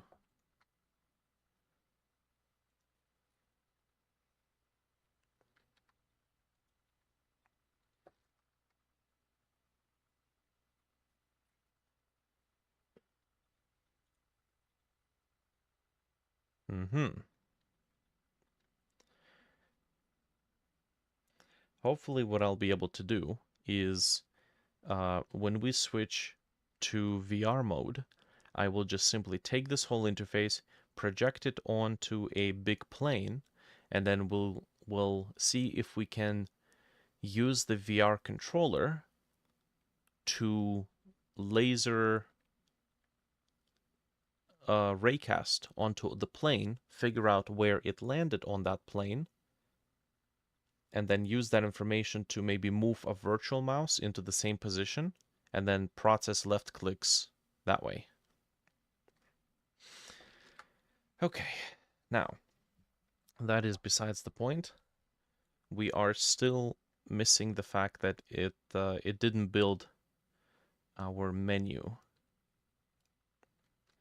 I think we do need to build it at least once here.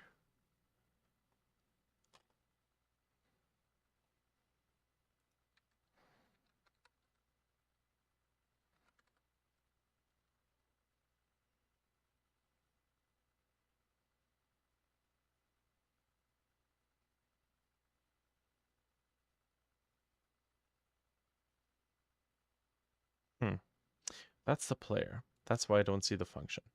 We need the mapping menu. And then at the end of the ready function, in the mapping menu, we're going to build input map grid.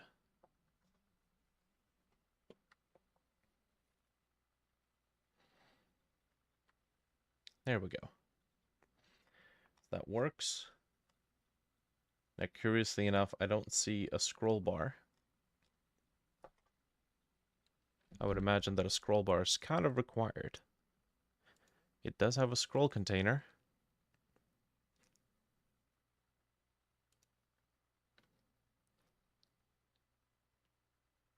Horizontal scroll mode, always show. Or, excuse me, this is vertical.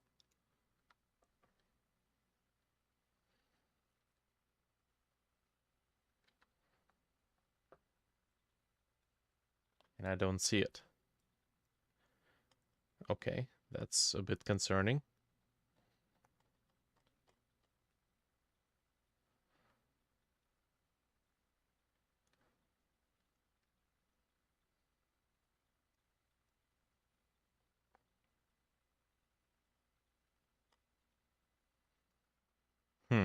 Okay.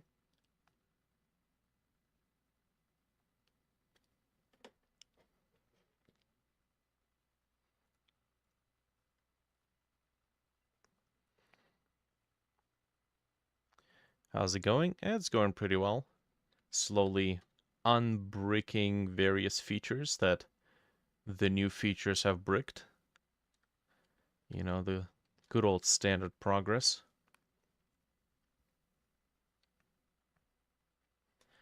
All right, I'm gonna see if I can check something here. So we've got our, what do we got?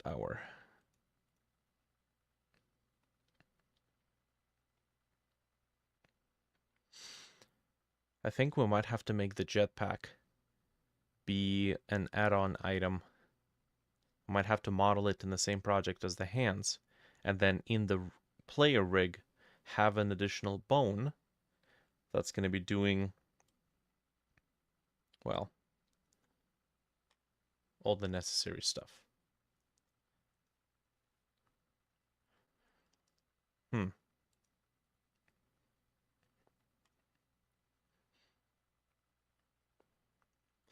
Let's take a look. Hand animation process. So we got state idle. And I guess we need to check if we're swimming forward. We have this variable here, movement target vector.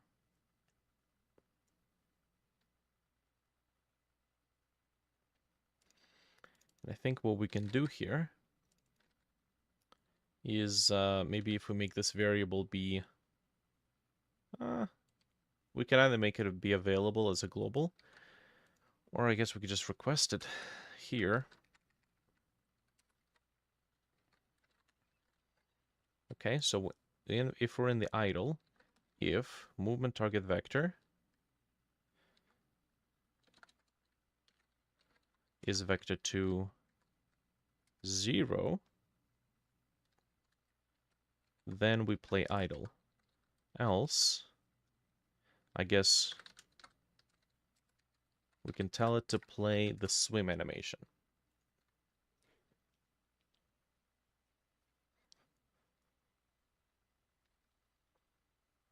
Oh, nice. Okay, now if we have a, well, the jetpack, of course, we're not going to be doing this. So I think what I can do for the time being is thruster suit. I can hide the thruster suit.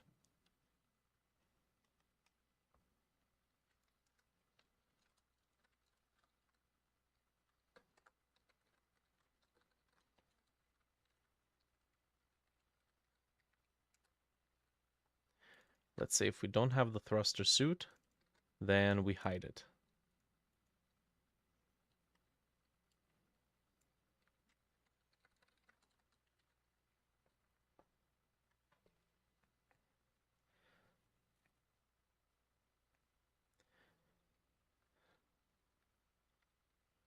Okay.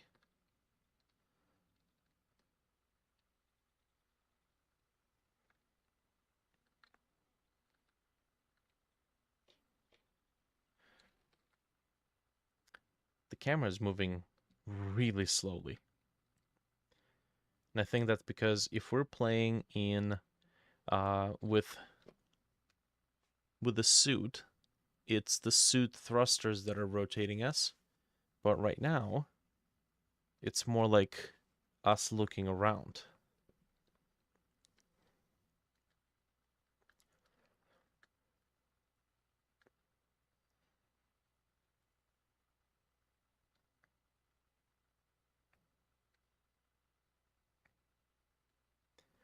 So here we have our mouse movement. Let's make a variable here. Look sensitivity. Let's say that it's going to be 5 times if has thruster suit, if not has thruster suit, else it's going to be exactly what it is right now.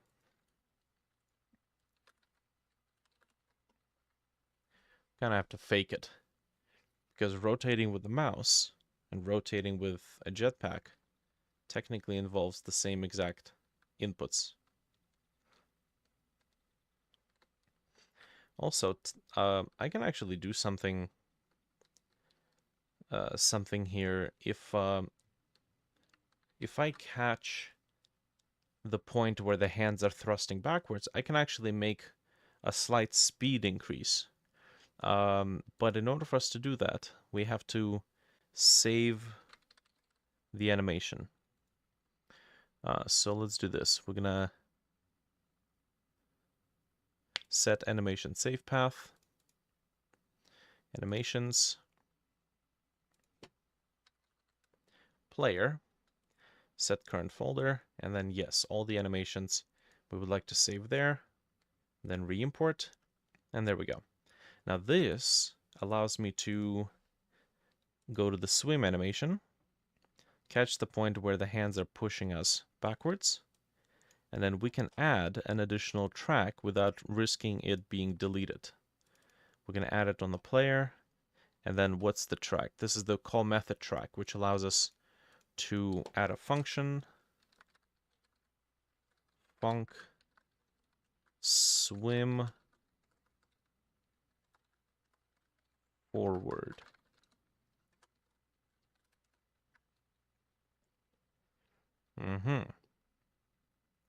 Now to swim forward, we have an impulse that we got to use.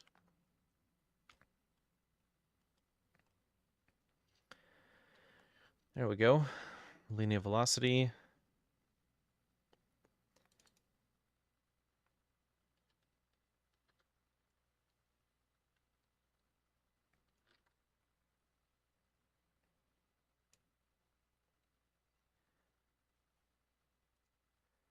Let's see this. There we go. I'm going to copy this. Identify a movement target vector is not defined. I believe that is prepared by the button press. So we don't actually need that. We're just going to do this. Let's add a function. This is going to be in the swim forward. If I, spell it correctly. There we go. And I think that should do it.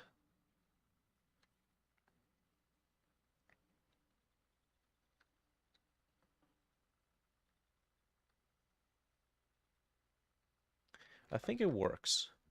But let's set the speed to be a little bit different. What is our thrust speed right now? 0.05. Oh boy. I kind of want to see what this looks like. Although, technically it shouldn't be too bad, because 0.05 is being applied all the time. But this is only being applied once in a while.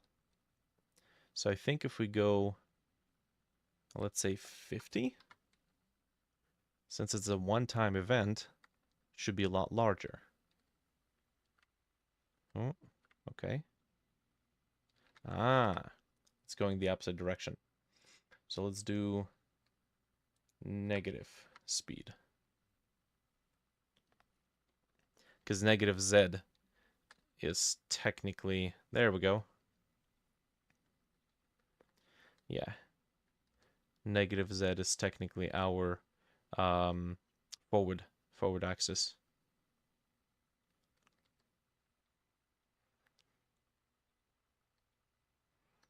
Well, cool. This works.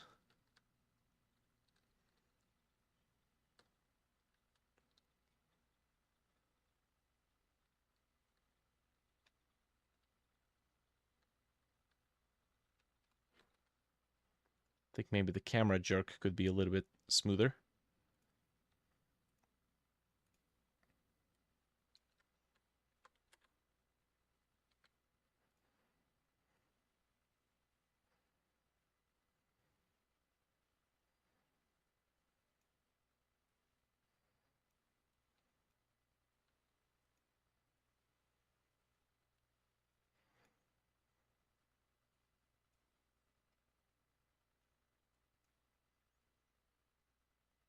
Okay, that's good.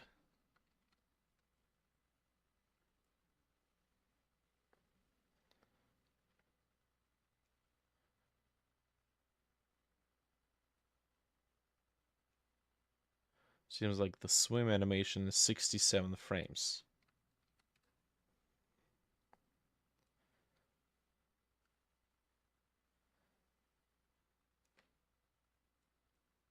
Ah.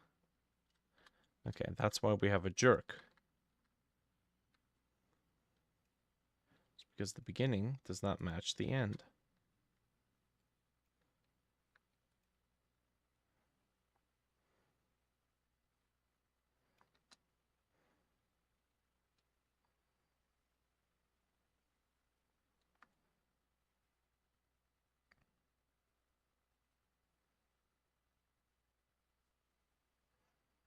I'm going to have to look up some videos of Olympic swimmers. Or just average swimmers. Okay. That's good.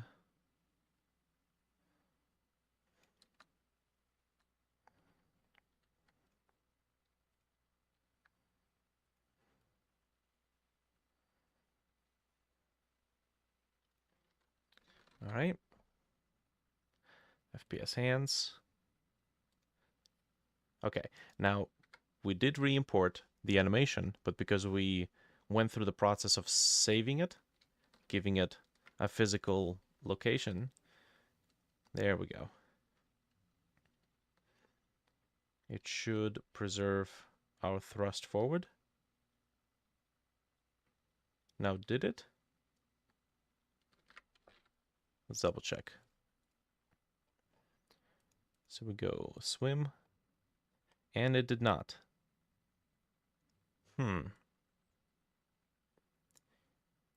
Well, that's curious.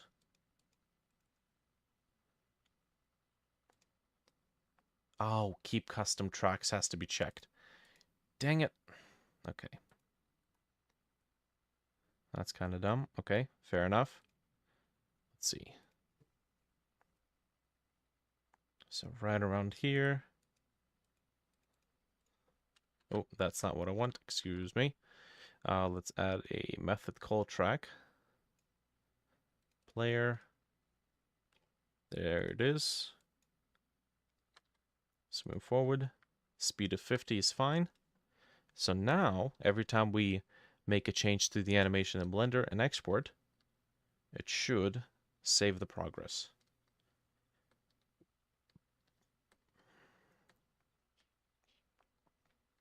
Okay, now, to be completely fair, I think that this bottom pose makes no sense. Or at least it's a pose that's supposed to be outside of the camera view.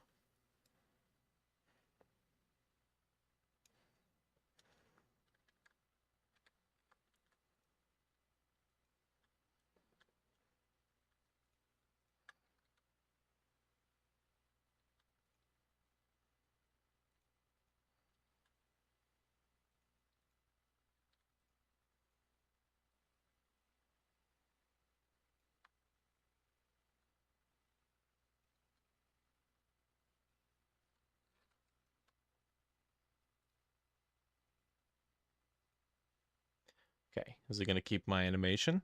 My custom track?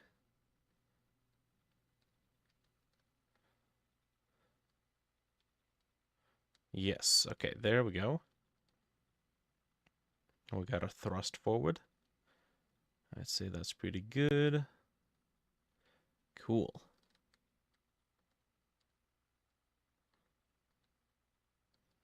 Also, I think the textures on the scalp really has to be redone. This kind of looks like ass.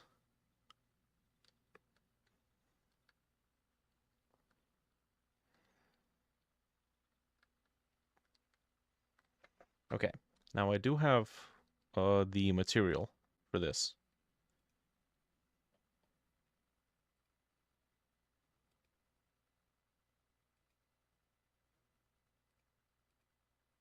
Yes. Did I don't have the actual material for it, which, by the way, I should install a plugin, which is the plugin that I made for Dreadtail, or in the Dreadtail project. And that's going to help me quite a bit to import, create materials from imported textures. Where's add-ons? Come on. Add-ons, Eisenstadt tools. Beautiful. Import it here. Give it a sec, and enable it. And that gives us a nice little panel here. And then what we can do is open up textures, or actually, no, we can go to the, man, sorry, I'm working on half brain capacity right now. It's like, it's a little late, but I want to make at least a little bit of meaningful progress here. So it's going to take all the textures we've selected and then generate a material called player hands. I'm going to save it. Materials, custom. There we go. So that should have created the material, and now we can just go in here, quick load, And there we go. And now we got proper hands with proper textures. Beautiful.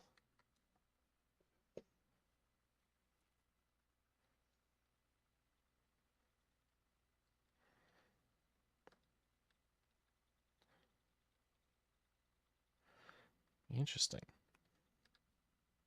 Might have to revise the texture a little bit. It's very dark. And also the gloves don't really read like gloves. They just read like pale, dead zombie hands. Okay. But this works.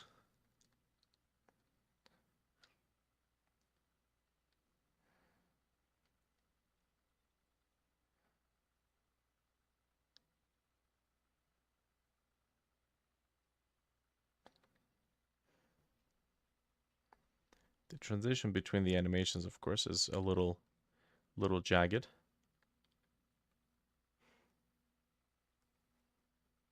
Nice.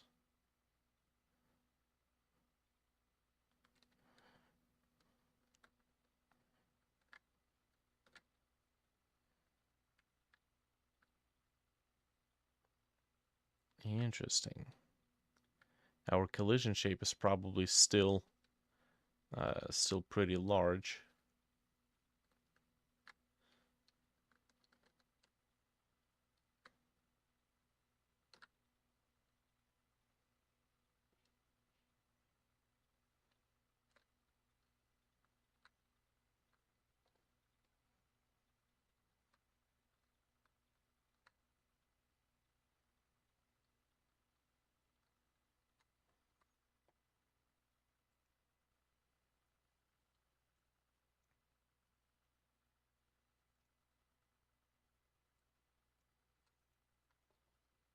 Set the look sensitivity to about 8.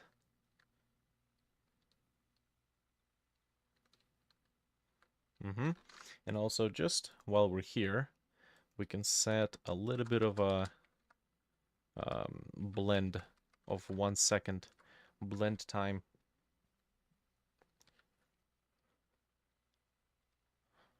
There we go. Ooh.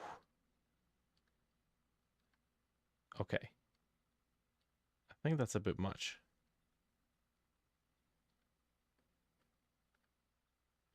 What the hell did I change?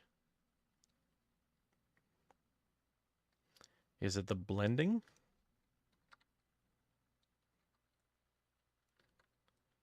It might just be. Maybe the blending causes the function to be triggered multiple times.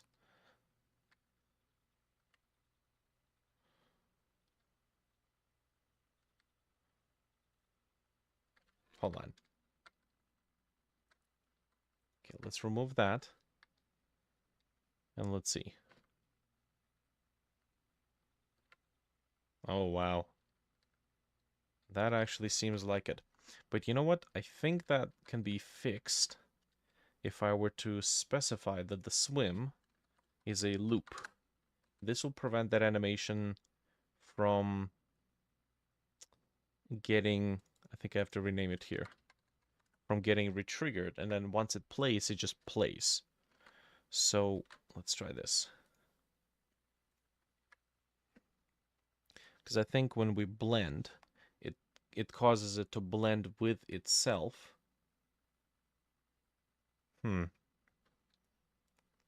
Okay.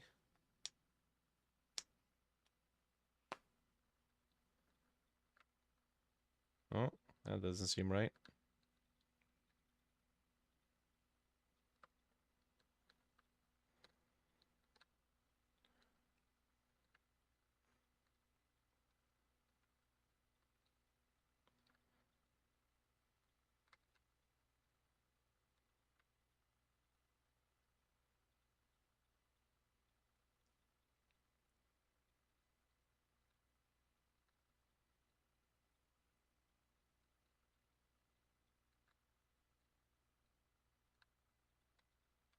That is so strange. Hold on a sec. Let's go swim forward. Let's do print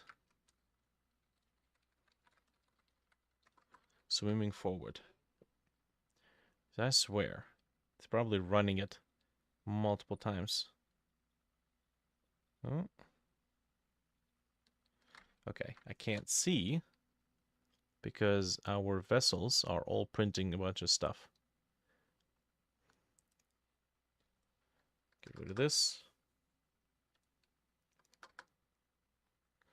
And then what else? Input test. Yeah, okay.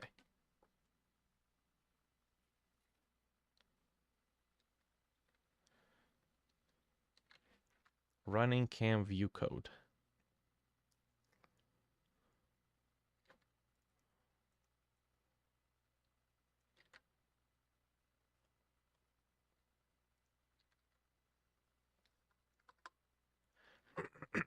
Okay. And you know what? When we do the swim forward, we're going to print this and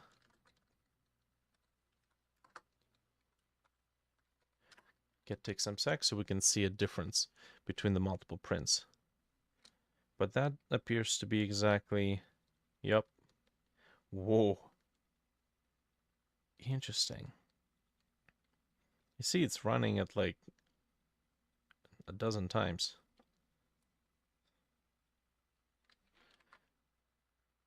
Now that seems really weird.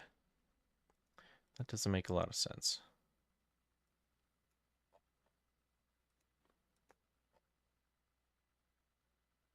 Here's the function. Should run only once. I guess we could reduce the number. You know, if it wants to run a dozen times, we're going to make it a dozen times smaller. But that still seems weird.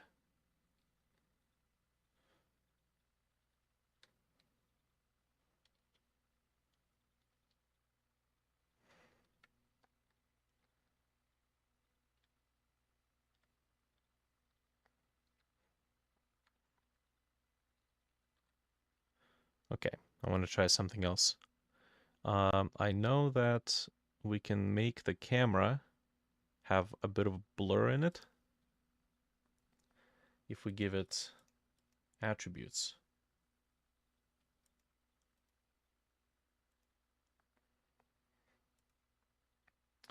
We do far blur.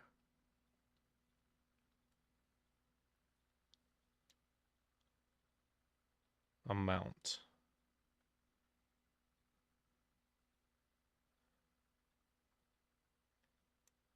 Depth of field blur. Oh, you know what? We have to rerun it because I created the attributes resource after the game was running. Oof. Yes. There you go.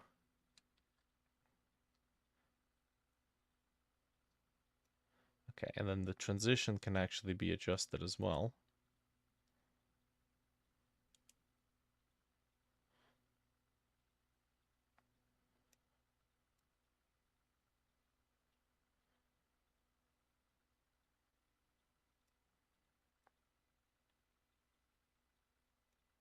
The amount, dial that down.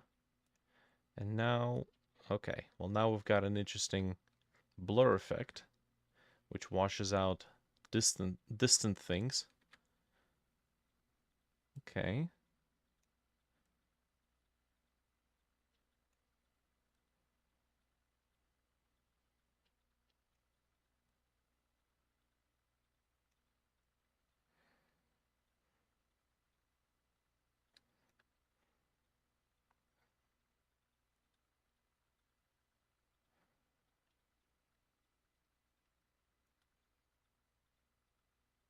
Okay, that's pretty cool.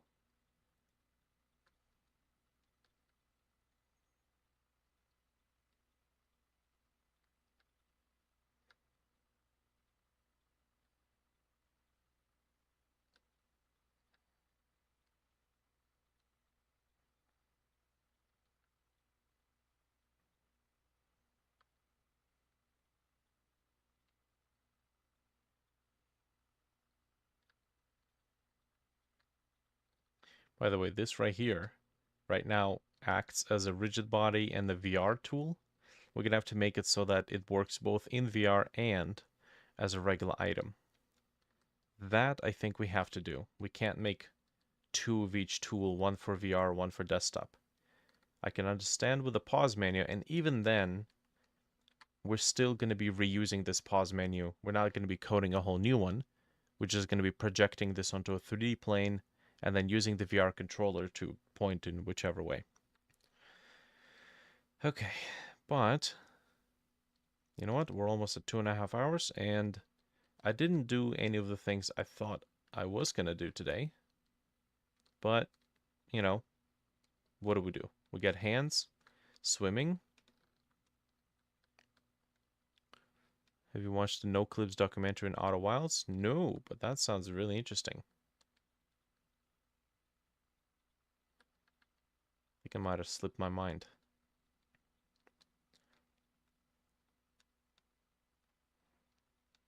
Okay.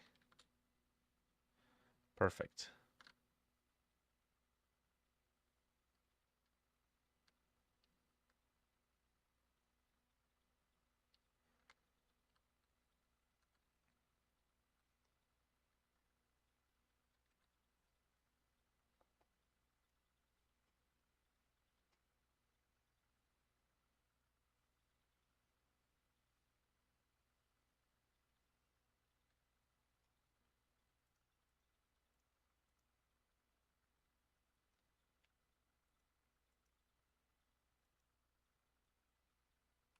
Okay. Now we're talking. I was thinking, why the hell does this not look like it's underwater? And I think it's because the color was just too damn warm. There we go.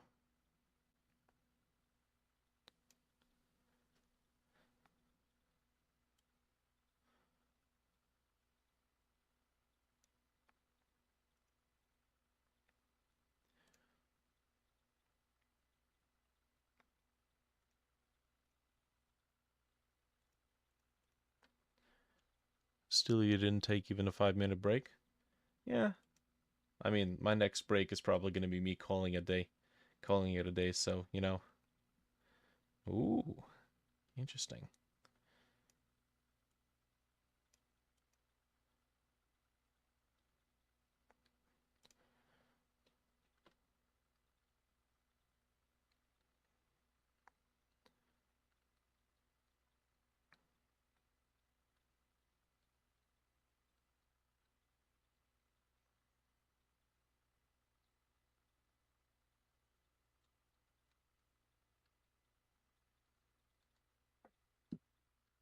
Hmm.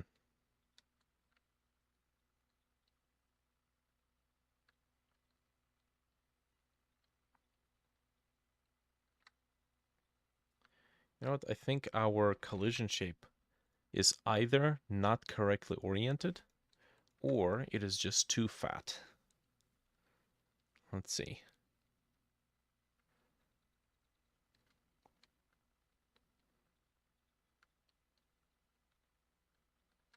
Yeah, I think it's just... Oh, actually, no. It's just the collision shape of this thing is too big. Dang. Okay. Oop, no.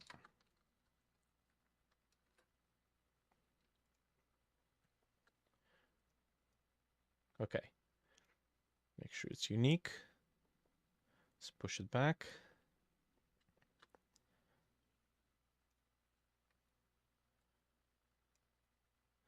Distant. Welcome.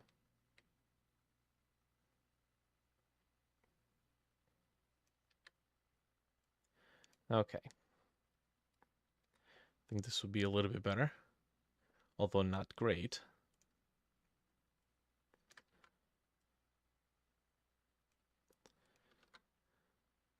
Okay. I think there's an issue when you duplicate a collision shape. So we're just going to go ahead and not do that.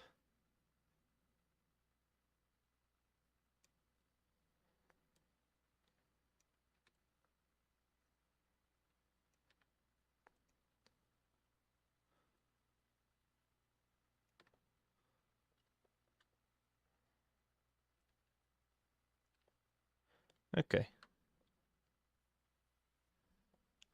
Streaming the favorite subject of discussion. Well, there you go. Suppose that works out. Okay, I think this should work better.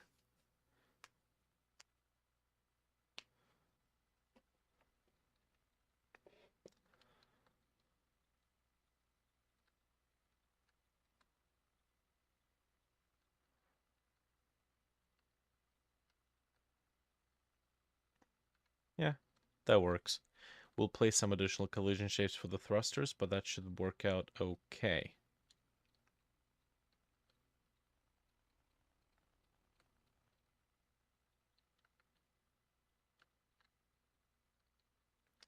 God dang, that's a lot of collision shapes.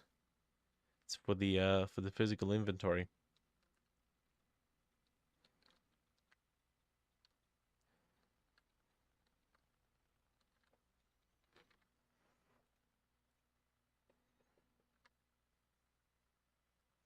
Well, that's not bad.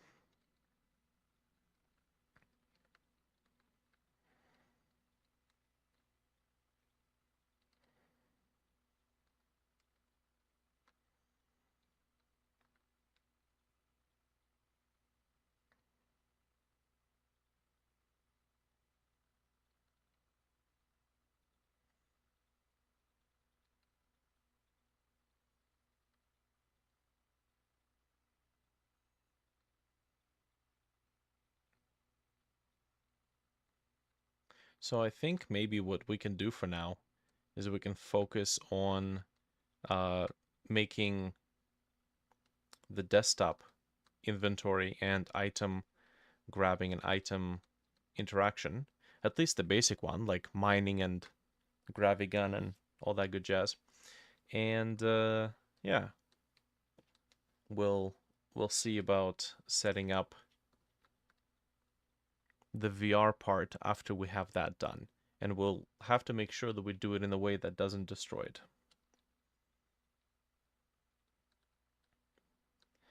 Okay, cool.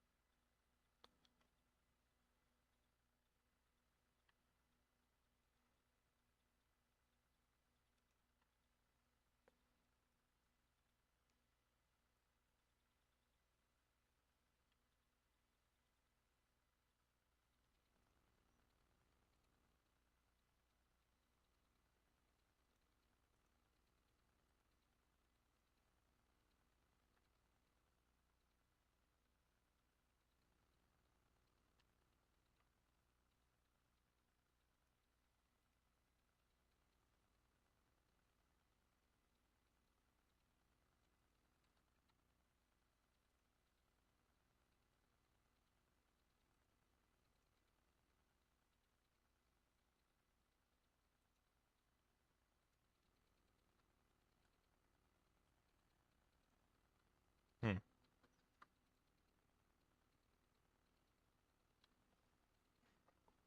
Interesting. We have some cube maps we can apply.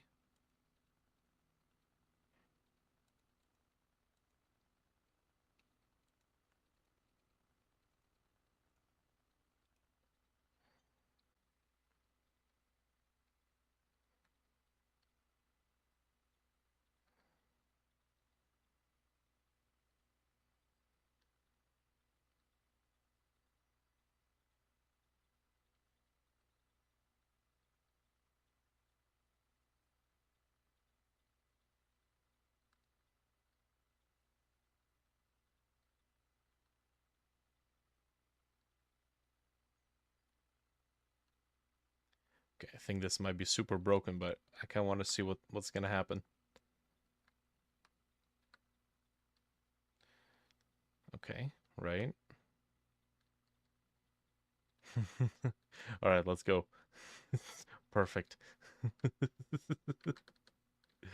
Oh God.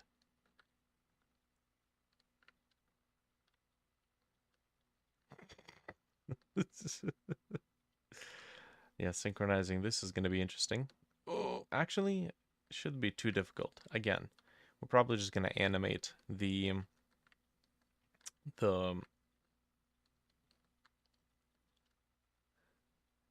Gonna love having a submarine on your head? Hell yeah. Yeah, we're probably just gonna animate the player entering animation.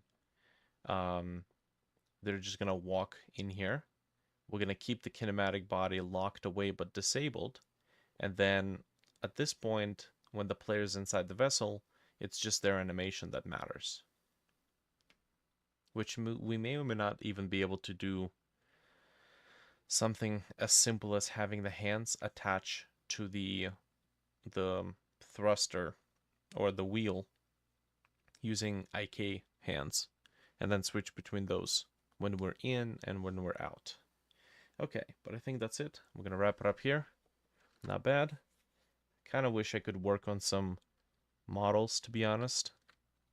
I had this idea for an underwater mushroom forest, but you know, this kind of took a more important precedent. Getting the hands up and running, that was kind of more important. But cool. Let's just wrap it up here. Okay. Thanks, folks. It's 1 in the morning. Got to get some sleep. Thanks for dropping.